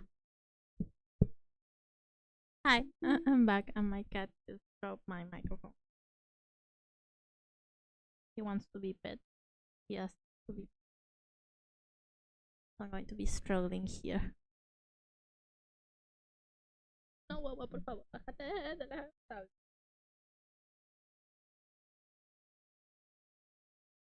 He's a Chilean cat, so I talk to him in Spanish.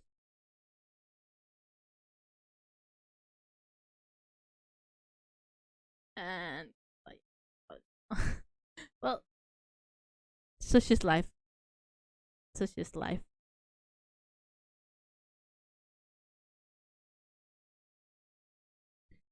There is so much I can't reach here. Come on. He's just a little guy. He's a baby. So he just here being a baby and taking over my desk. Can't move right now. Yes. So you see me struggle or my mouse is struggling. It's because he's in there and doesn't let me do things.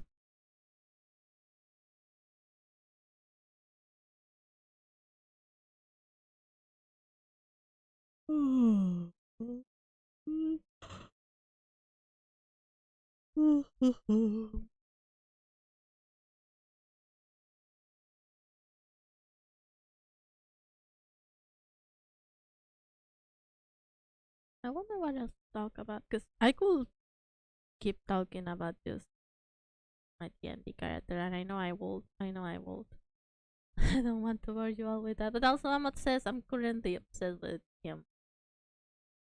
Oh man, I love him so much. I could. Originally, he was so much different. He was originally meant to be like a casino, like car dealer, poker dealer. But for some reason, I just decided, no, actually, I'm going to make him an old man, and he's going to have a tragic backstory where he lost all his family, and he's also very sad and very wacky and very um mentally unstable. His original concept was such a cool, smart guy, and now he's just a little guy. Happens a lot. It happens a lot with it, like it concepts you have, and then you realize actually I'm not like this. I probably can't hold this idea for too long. Like my characters that flash too much was going to be a drag. Like a character that's genuinely a bad person doesn't feel nice. Green.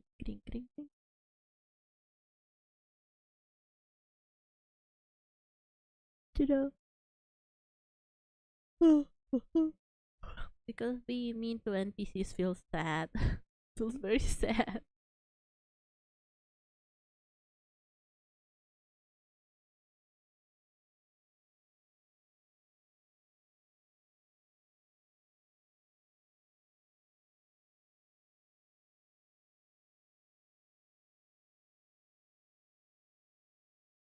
So that's why a game like Stardew Valley actually feels a little bittersweet, to be honest. Because the NPCs used to be so mean in previous games.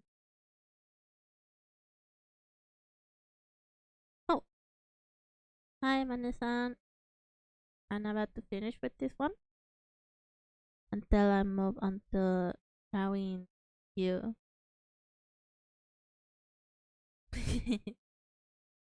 Which really, I think that's done. I think that's pretty much done. Yes. Whoop! My cat left. I am free. So we finished one. We finished.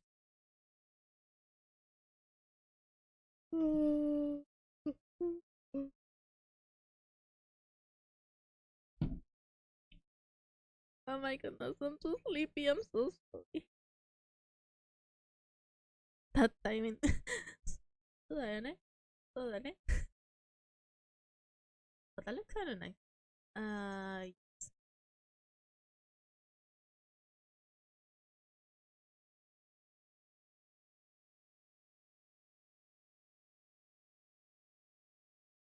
And here in the middle, way up here. Gasp! We already know. We already know who it is. We already know who it is. Now, the thing is, so it is right from the start, and I'm not using reference just because I can. So, a post that fits Vanessa.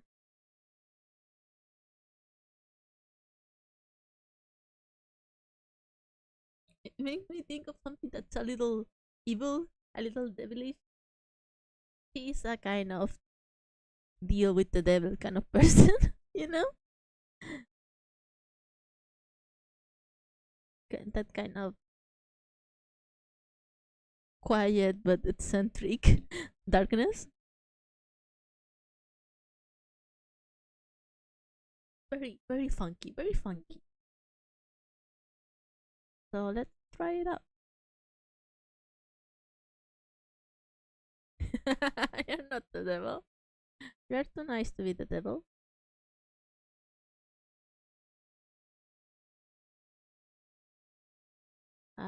That's some. I think. Bada, go.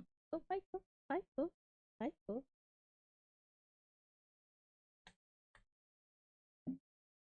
Am I?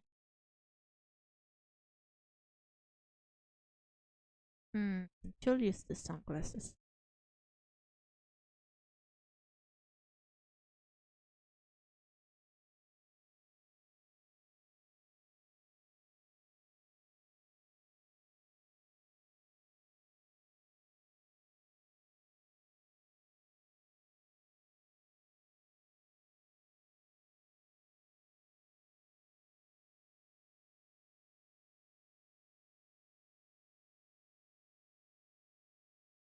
Sunglasses pug.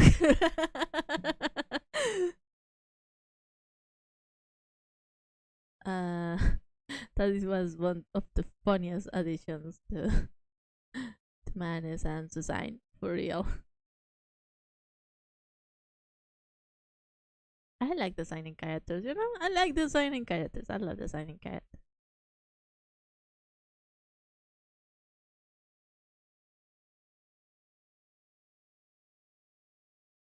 And of course, Manis wears a nice suit, a nice evil suit. Evil suit.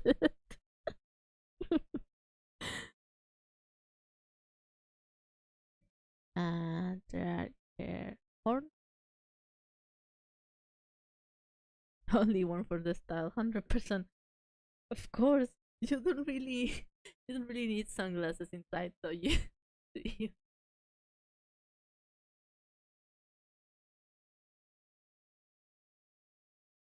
that's not the right type of horn. It's more like that.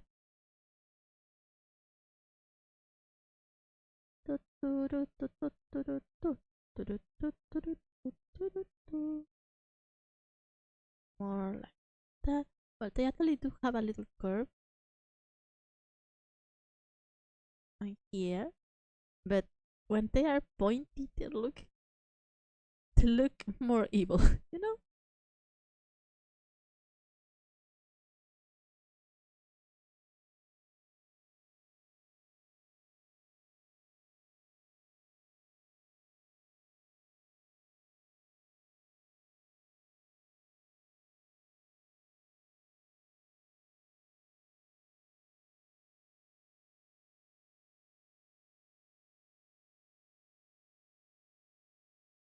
pointing at that flavor. So, Diane?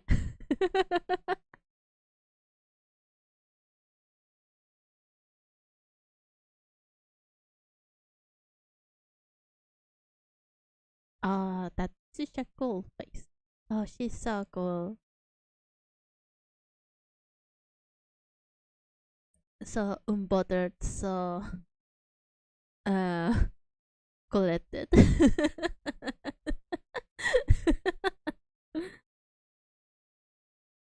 a fun character. It's a really fun character to hang out with.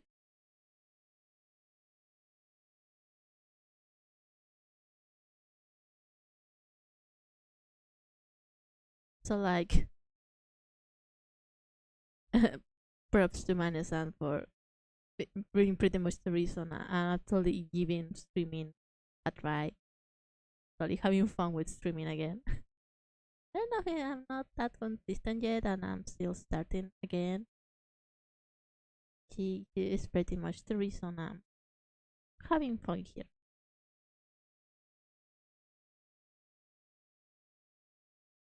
This should be down for a cooler.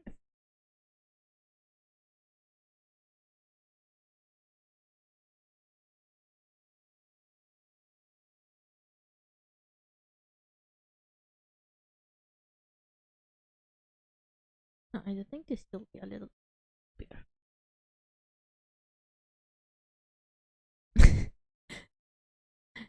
You're doing great. I assure you. Glad it's been fun. Thank you. Yeah, it's been really fun. And that's just the start, so who knows what comes next.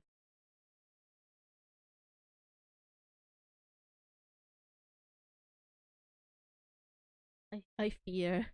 I really fear uh playing Minecraft for stream because you all will realize that all I do is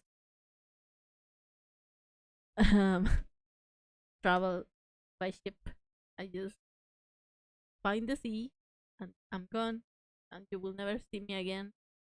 That's all I do. But one day I shall try.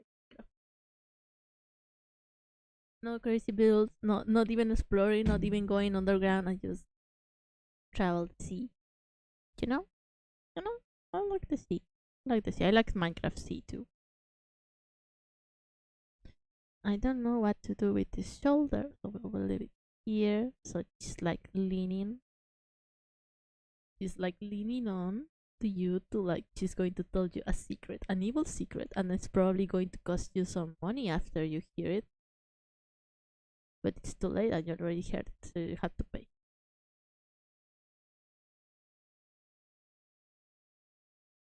This specific suit is actually based on uh, uh if you had heard um Ado Ado ready made song. It's based on the suit from that song. This is a very cool outfit. The secret is about pretty real estate. Manesan feels like she will have her sleeve rolled down a little.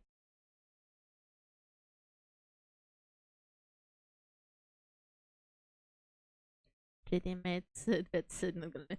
You know, you know the idea that I just got after you said yeah. So Manesan, manager, but with the with the I read Onceler's, you know, the Onceler from the Lawrence. And she's just saying, just singing, how bad can I be? That sounds like a thing she will do.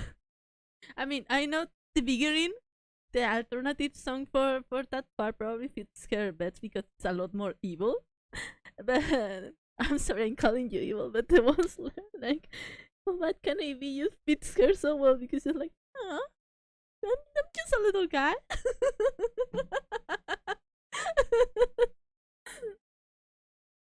Wait.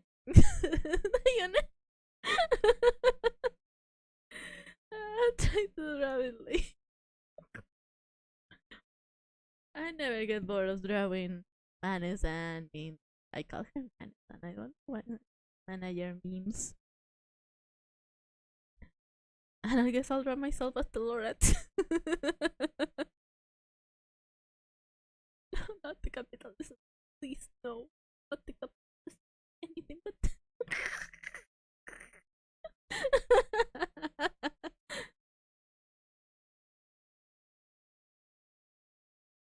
So very cool. So very cool. So that's the sketch. That was quicker than I expected it to be, actually. That was really fast. Why?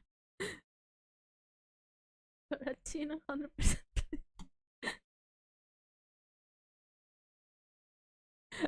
I'm Shinon, and I speak for the trees.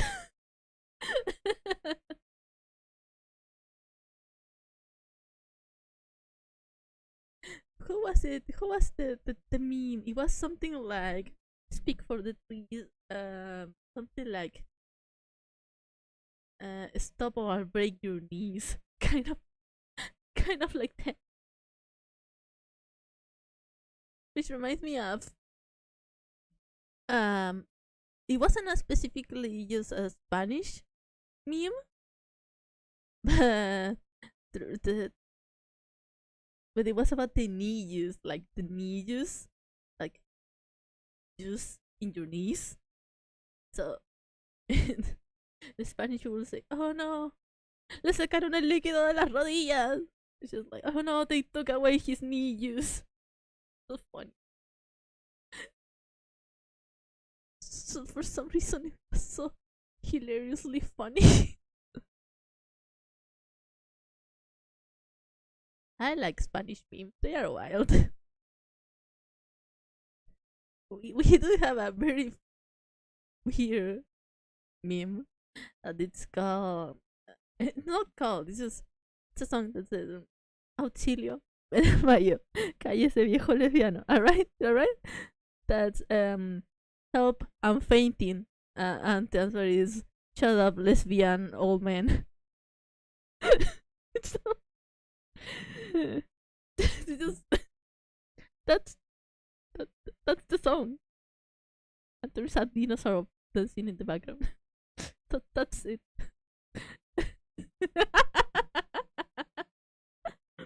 So lesbian old man becomes a whole phrase that we use sometimes. It's hilarious. I'm sorry, it's hilarious.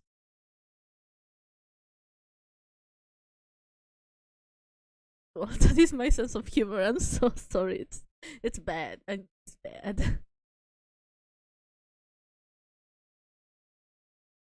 Alright, we want to make this a little pointier because Annes are very pointy. They're very point. They are very pointy.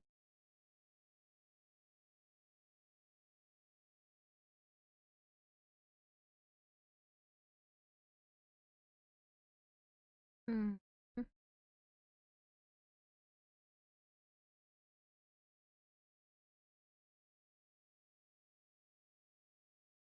And if I remember correctly, this one is here. Love it. It is good. There is also an alternate version that is the same start, help I'm painting, but the other part is bring me a Coke, like Coca-Cola. Yeah, bring me a Coke. It's a regular thing that all people, when their sugar goes low, they ask for Coke. You know, very common.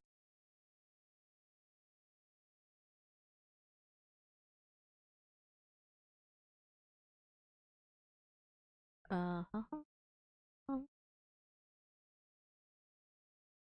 Uh, but it's not as funny as the lesbian old man. It became such a thing that even kids were calling like their teachers this lesbian old man. was wild. What a wild one. In fact, a kid I know got suspended because of that. Because he called her history, I think, teacher a lesbian old man. I think got suspended. Wild times, wild times.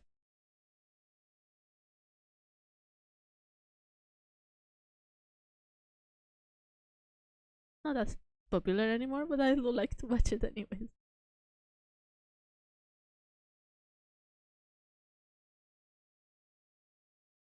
What? Oh, it's so hot in here. Oh, it's oh, the sun. It's too strong. It's already fall. What is it you're doing, manager? Because you come from hell. Whenever I say hell, I always remember Michelle. Because it's Michelle, Michelle. You are a monster from hell. I always remember it. Every time I say anything, I tend to remember song lyrics. Awful. Because of course, most of the time they are in English, so there is no point in referencing them to Spanish people. I'm having to jump in and on the stream, by the way. That's okay.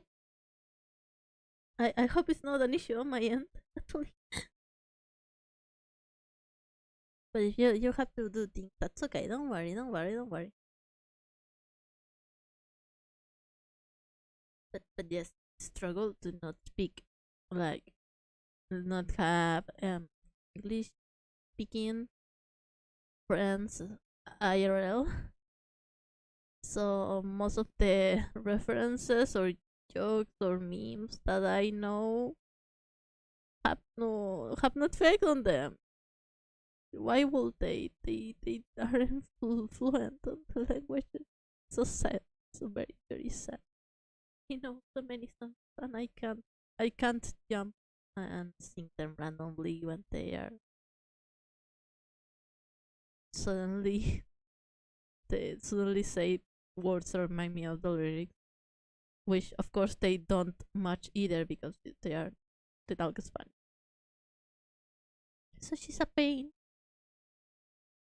Well, that's on me for not listening enough Spanish songs, to be honest.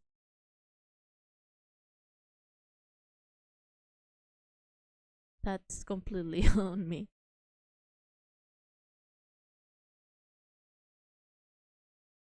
Ah, sunglasses.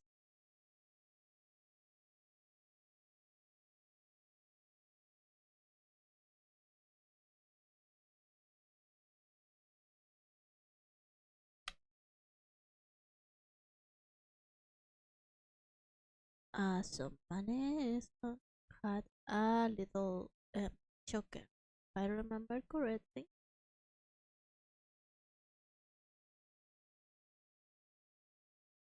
So I'll drop that.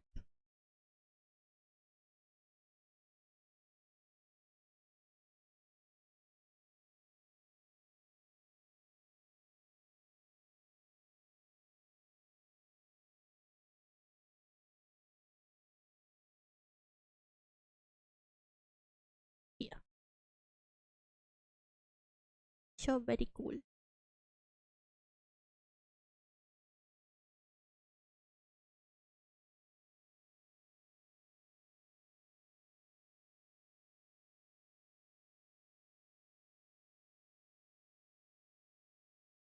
Uh-huh. Uh, there, now that the classical music has passed from the playlist, there is some flamenco guitar playing. It reminds me of something very cool that I must absolutely tell you about. So flamenco guitar, very Hispanic, right? Very from Spain, right? Very Spaniard sound. There is a certain tradition. There is a certain Spanish tradition that is tunas, not as in tuna as in the fish, and not tuna as in the fruit. Tuna or estudiantina, kind of like stu- students that played songs to be able to afford a meal for the night. You see? And they became whole groups and a whole tradition that plays Spanish folklorical song.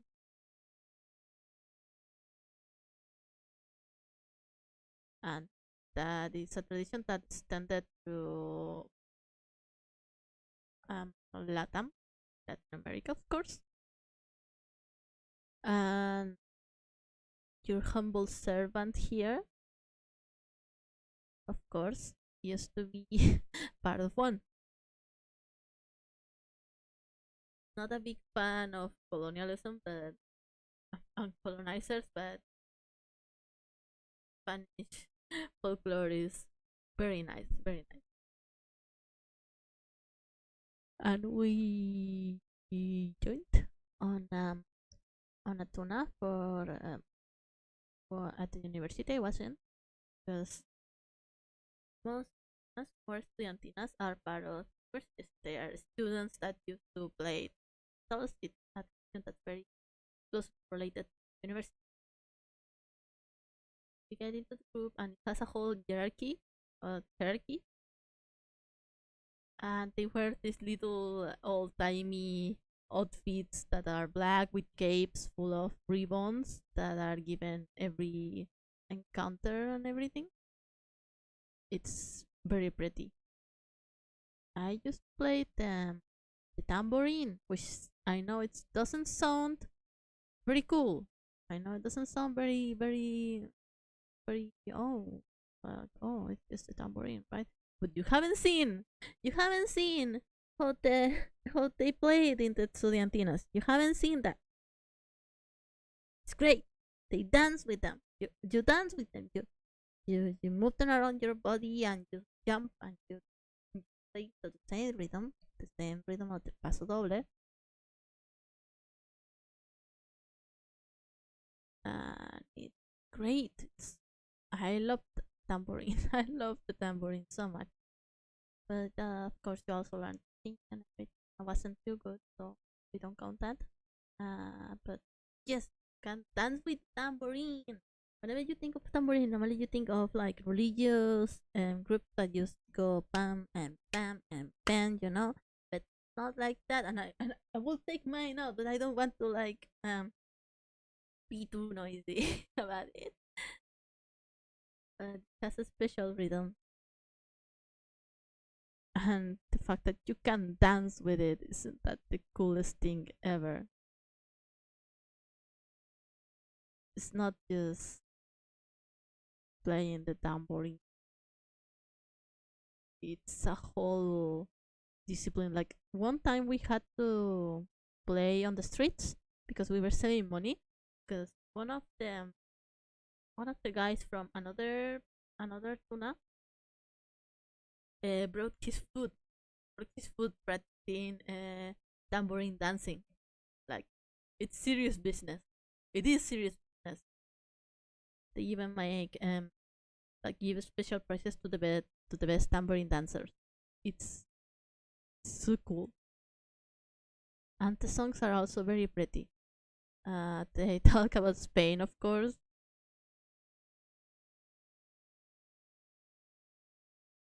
but so it's like I have never been to Spain.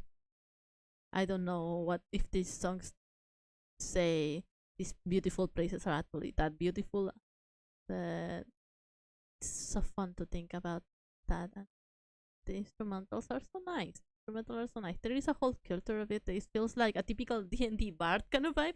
They do be like the original, like stereotypical, It's sort of like a womanizer, traveler, living the life, playing guitar and stuff. That kind of feeling, you know. But They come from all places. There are female only groups too, and mixed ones too. Originally they were all male, but you know how people deserve to try fun things now. So you should let people have fun. So they people do what they want, and so and so. I They are extremely fun groups. Despite the hierarchy, it can get very tricky with the hierarchy. 'Cause, like the older ones get to um make the younger ones do their stuff for them. So it can be a little upsetting at times. I'm not very good with authority. I don't like being ordered around, which is why I hesitate to join again on one. But I had so much fun, and you get to travel a lot in like encounters and concerts, and you get a lot of people, and you get to play an instrument with other people. Isn't that the best thing ever? To play with an I always wanted to like join a band. I could never. I was in like chorus, like no Catholic chorus. Choir. That thing, choir. Like, they are called the same thing in Spanish. I'm sorry, choir. Choir, choir. Yes, and like uh little like school bands and everything, but never it's never the same as a proper band. I'm not good at music, so I cannot. That is a dream for another era. But tunas do have the sort of classical feeling of staying late at night, looking at the moon with your guitar. There is actually a song about that. There are actually many songs like that. And they are full of romance. They are full of passion and it's an ancient tradition. I love it very much. So if you never have some free time, I do recommend you watch some uh, Tuna or Estudiantina tambourine dancing because it's a whole different world of how to use the tambourine. Something you don't see often, especially in non-Hispanic countries. It's not very common, and the songs are very good too. Songs are I love the songs. I love to listen like unironically un, un, unironically. I try my best. You need uh, I do enjoy listening to them almost as much as I enjoy listening to, to Christmas songs, Christmas carols. Uh, hmm, that's a very weird list, huh? But yes, or well, as much as I love, of course, listening to Chilean and Latin American folklore too, Spanish folklore is very fun.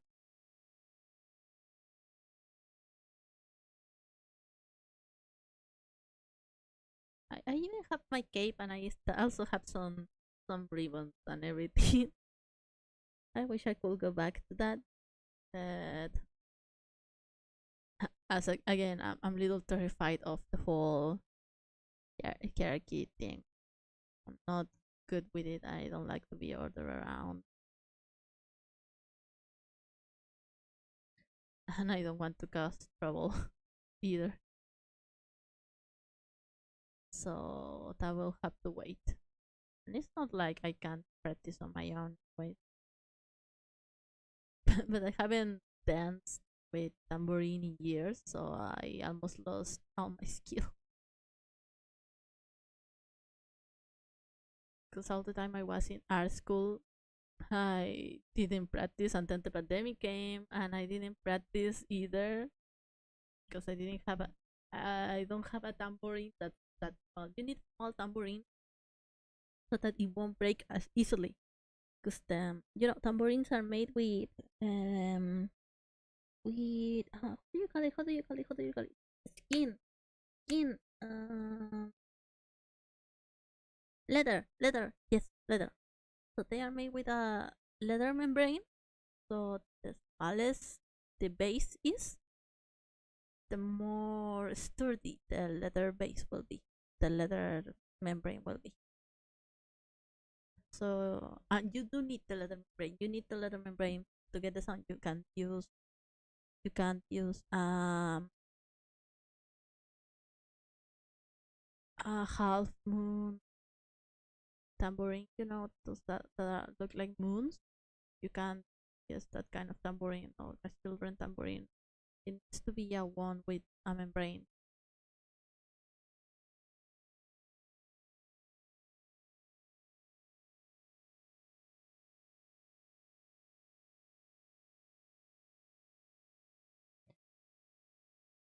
So of course, because I have two tambourines. One that a friend gave me that is the quarter moon shape, which for some reason we call them media luna, even though media luna is half moon, but it's a quarter. A quarter. Uh, and I have another one that is a cueca tambourine. So it's a tambourine that has a sort of hexagonal shape and is specifically made with a sound for cueca, which is our traditional Chilean, like or traditional dance, which is originally based on like the courting of a rooster to a hen, and it's very nice. You use a handkerchief. Use a handkerchief dance. You dress up as a either as a chinita or as a what's it called? What's it called? Well, you put on the hat and you put on the poncho and you put on the riding boots with the little pointings, and you kick the floor like a chicken. It sounds funny, but it's pretty, very pretty. In fact, there are professional dancers and everything. It's not as elegant as like tango, but it's full of spirit and it's rustical as Chile is. Very, and I mean that in a good way. I like that. That will dirt covered hands and skin that has been put down by the sun. It's very common. But yes, I lost train of thought again. Yes, tambourine. To dance with tambourine the way tunas do, you need a small one. I don't have a small one. I will get one someday to be able to practice again. But of course, I have a cat. He doesn't like me practicing music. Like any instrument, he just looks at me very annoyed. So that's very sad. And that comes to prove I'm not good at it. But except, of course, bass. He doesn't mind the bass guitar. I have a bass guitar, but again, with what things you're starting to see a pattern here, I haven't played in a very long time.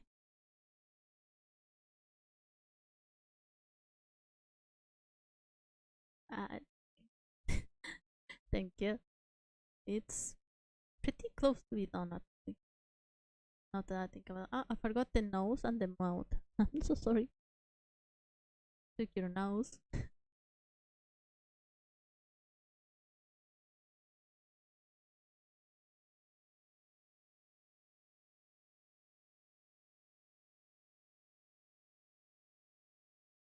Let me save.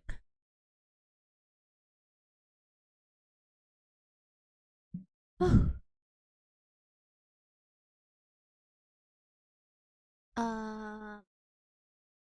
so the it was white, I think. I mean the t-shirt, the shirt was white. I didn't remember if it was black or white, but I think it was white. Yes, it's like a bartender kind of outfit, isn't it? Yes.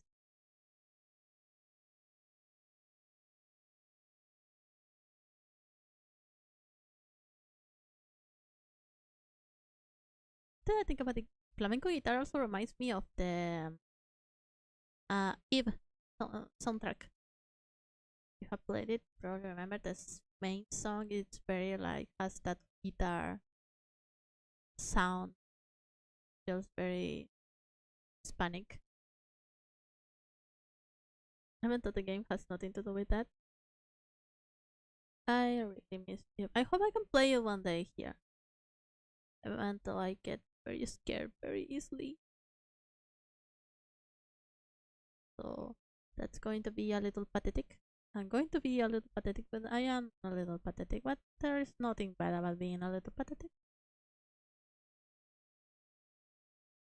But I do hope to get to play it because it's such a lovely game.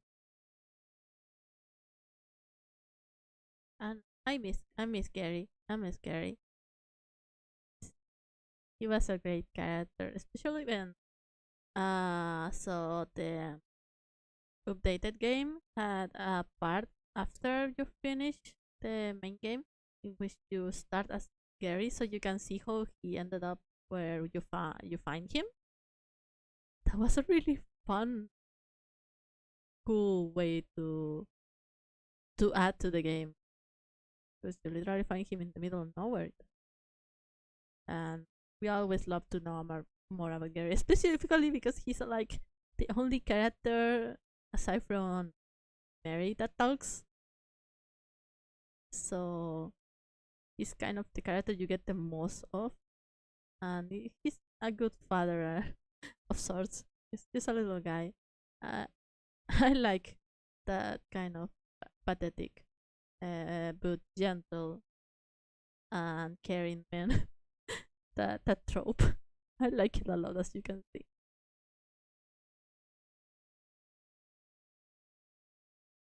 Oh, the glasses are also.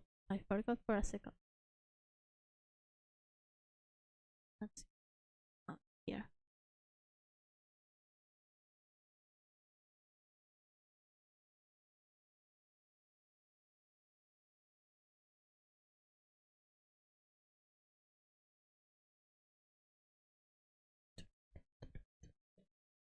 Uh,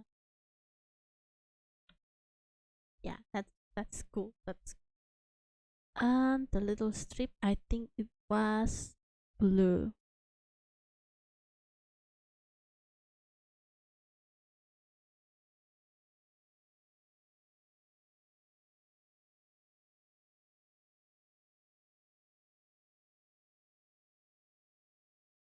And it had a small golden button.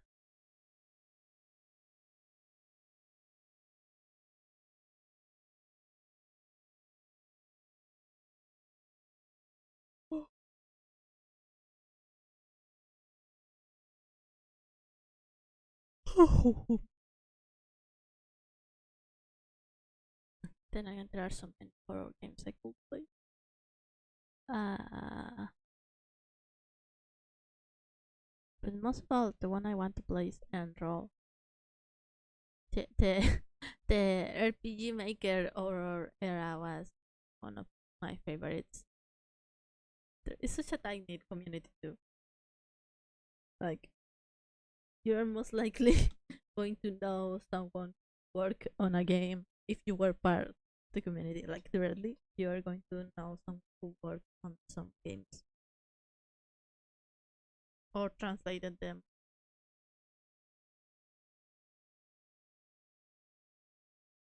Was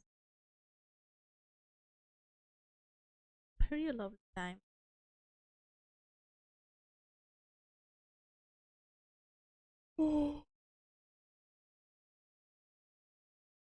And it's not like they have been forgotten. They are very dear still. It's just not the same hype, I guess. They they aren't mainstream anymore, but they never sadly were. Just don't hear about them as much. They're like that dormant fandom that if you mention it, people will pop their heads up like, ooh. Like when you mention Homestuck, you're behind Homestuck. Yes, but but but they know. You know, when you mention Homestuck, you will get a reaction. It's hard to ignore the Homestuck. Those were wild times. You never really get over it. What did the song say? You can't fight the Homestuck. It's that kind of thing.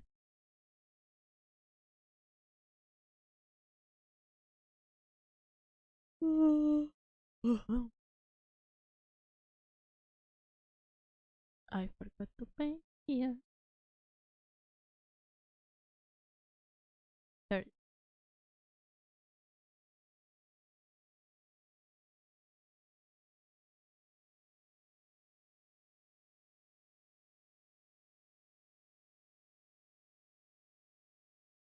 We are so close to finishing. Let me tell you about Homestuck. No, don't tell me about Homestuck. Please, no more. No more. No more. So many years. So many years. It rained. It rained over the internet. As well, like Dashcon, like the girl that tried to dye her skin um gray with I think it was Sharpies or something for a cosplay and then got poisoned because of it. There's, there's so many wild stories about Comstock. And just that's just the fandom, not even the actual series. Which again, I do prefer Providence Loot more than Comstock. I don't know. That's fun. That's fun. And the little crossover stadium was really cute.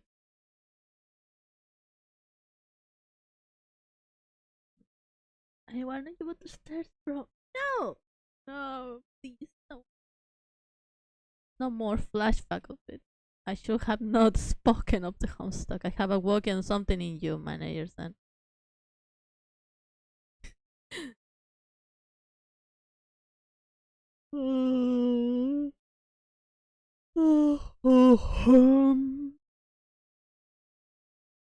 I remember that back then my favorite troll was Eridan. Why? Oh my goodness. Well, it was hard to like a character that wasn't questionable, especially Priska. Priska was a thing for sure. To the mayor. The mayor was the best character. He was the mayor of Can City, and he was just a little guy with a city that's literally made of cans. It was just cans, and he was the mayor of it. There was no one else in there, but he was doing a good job taking care of it. Oh, I'm a little far away from the mic. I'm sorry. Just that I keep yawning, and every time I yawn, I stay away.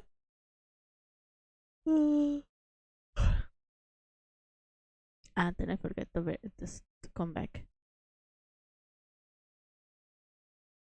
And I'm yawning too much, and I can't see the screen now. I'm full of tears because I'm sleepy. That is not proper Presley behavior. I should wake up in the mornings and be productive, but uh, everything in moderation. These are my resting days.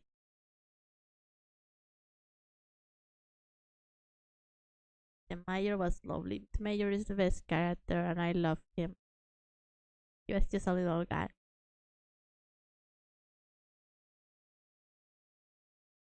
The queen was lovely though, too. They had a really cute relationship.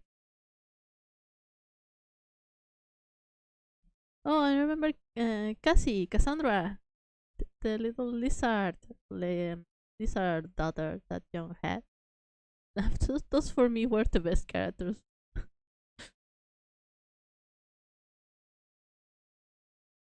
I also loved that the first half. Um, almost every character looks like super cool and like they know they are what they are doing, and then John feels like the most unaware himbo vibe. Yes, Casey. He was just a little guy.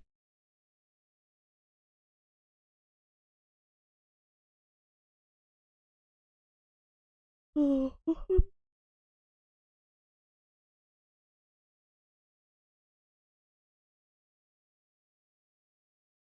John is a mod. Of course it is. You love to do the windy thing. Yeah, the guy was just having fun and then everything happened. It was a wild time for sure.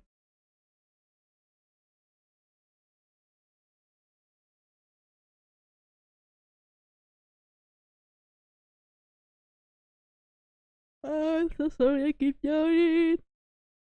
Ah, I don't know why I got so tired suddenly.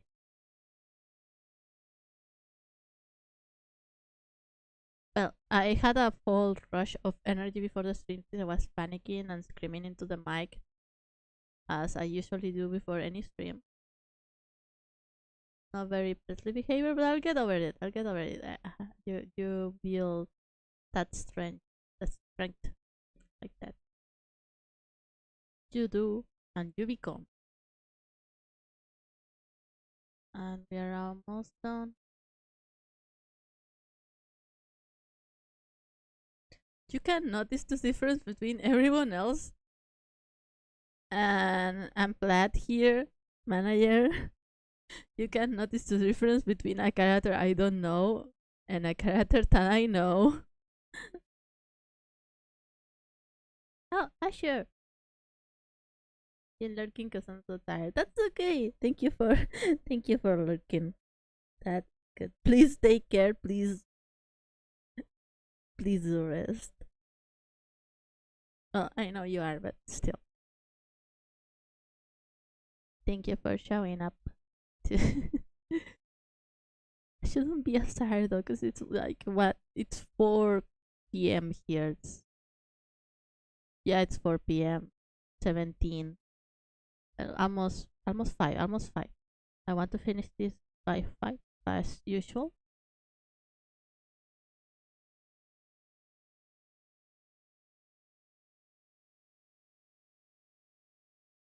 So I'm going to speed run it a little.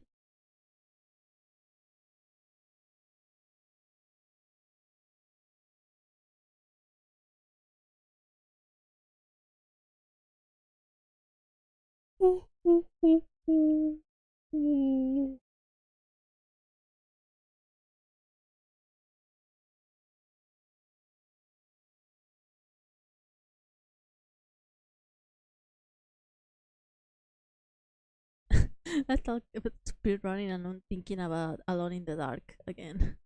The first one, the first one. Because I haven't played any other Alone in the Dark actually. Only the first one.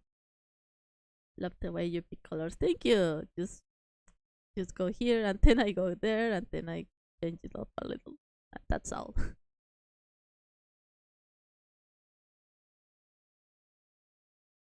You just go where what the God says it's right.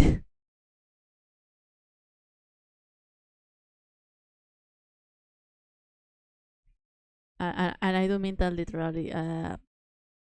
Just go with what your heart tells you. That's how we do it here.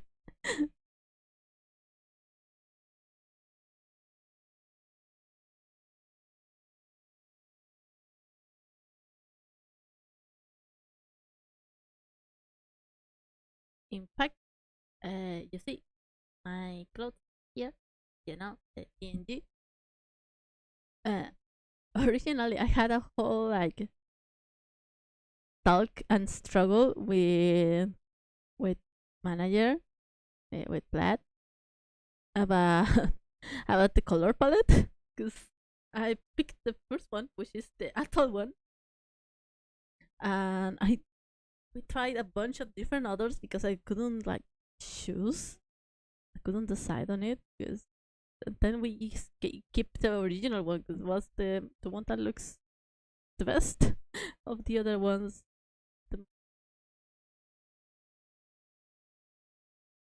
I really struggle with it. I really struggle with it because I don't trust my own color picking abilities.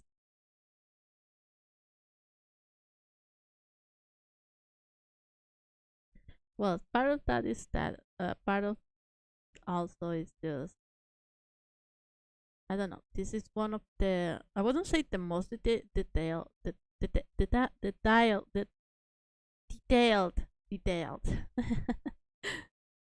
it is definitely what one of the ones up there on detail of my designs because my designs tend to be pretty simple. So I did get nervous about it. Had a lot of not high expectation, but I did put a lot of love on it, and I wanted to be very careful in every part of the process. So I suddenly got very nervous when it was choosing the palette. Even though the original design is pretty much the final design, I still put a lot of effort on it.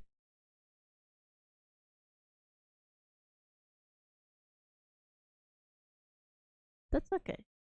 As they say, sometimes the first design, since it's the closer to the origin, it's going to be the best one. And sometimes it's not. Design did also go through changes.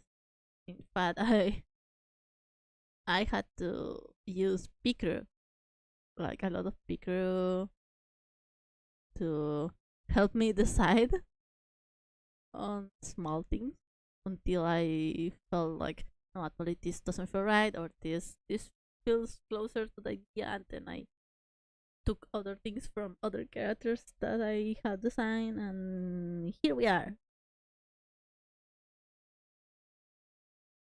I could show you the other one, the one that's the base the most around.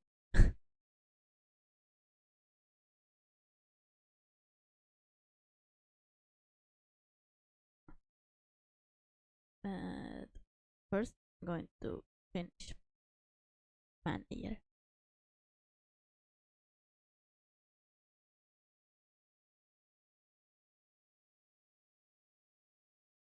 It really is great for that. Yeah, it's very great for helping out with character design when you can choose, or to just give it a quick visual when when you don't when you have a concept but you don't have the way to connect it.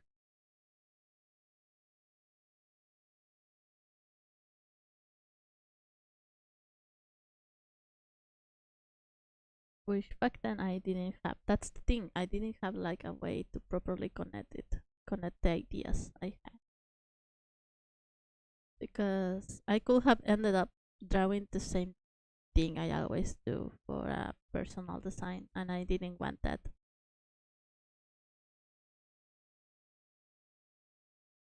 That's the very thing I didn't want.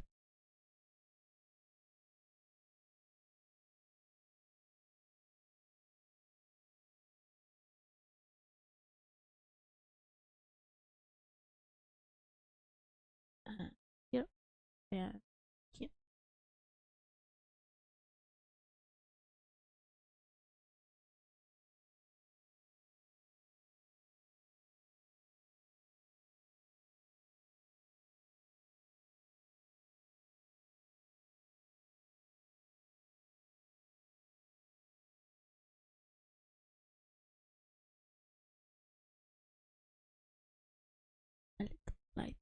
here.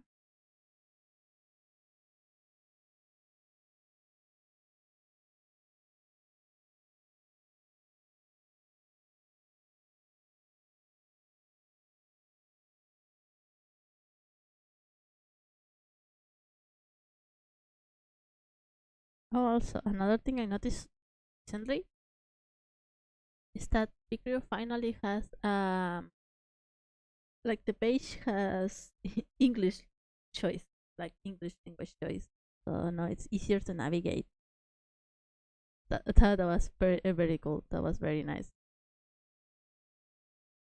Just yesterday when I was trying to kill some time watching some streams, I started playing around with Picrio a little. Because as you know, I'm obsessed with my old man, with my little D&D character. You know, he's just a little guy. I'm not so waiting to see him more. You know, my hand, my wrist was hurting a little. I couldn't keep drawing him. Make him so happy. And that's where that's where it clashes a little because my little old man, he has a bigger body, so most pictures don't really work for that. And I love him as he is. I designed him like that. I like him as he is. So it is. It is a little bit sad. He's so cute, but that's okay. Not everyone has that. I wouldn't say dedication, and it's not sadly a skill, but it is knowledge. It is knowledge. That's the word. Not everyone has that knowledge on how to draw bigger bodies. But I'm a big fan of it. I'm a big fan of it, even if it doesn't show much of my style. I have a lot of fun, and I really love those.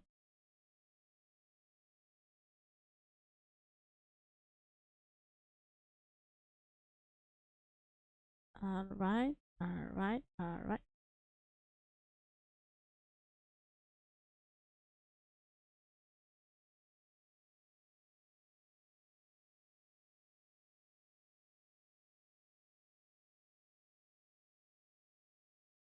And here, dark.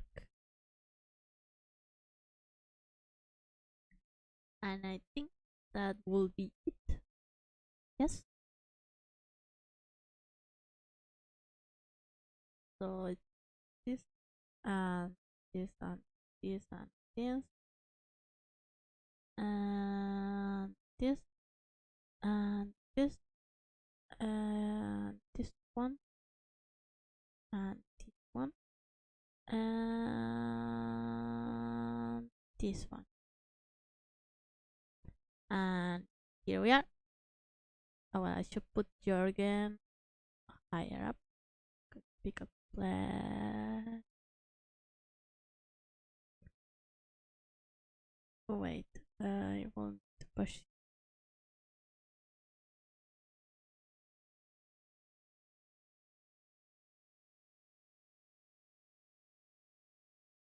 There it is. There it is. We finished, everyone, and just in time too. So, as usual, I will upload the ones that I finished today, which are Jorgen, Splat, and Plat. And that will be all for our little arc of art, or little arc of VTuber art. So, with that, I've probably finished. Thank you so much for joining in. This is how we started streaming, and this is how we finish this series.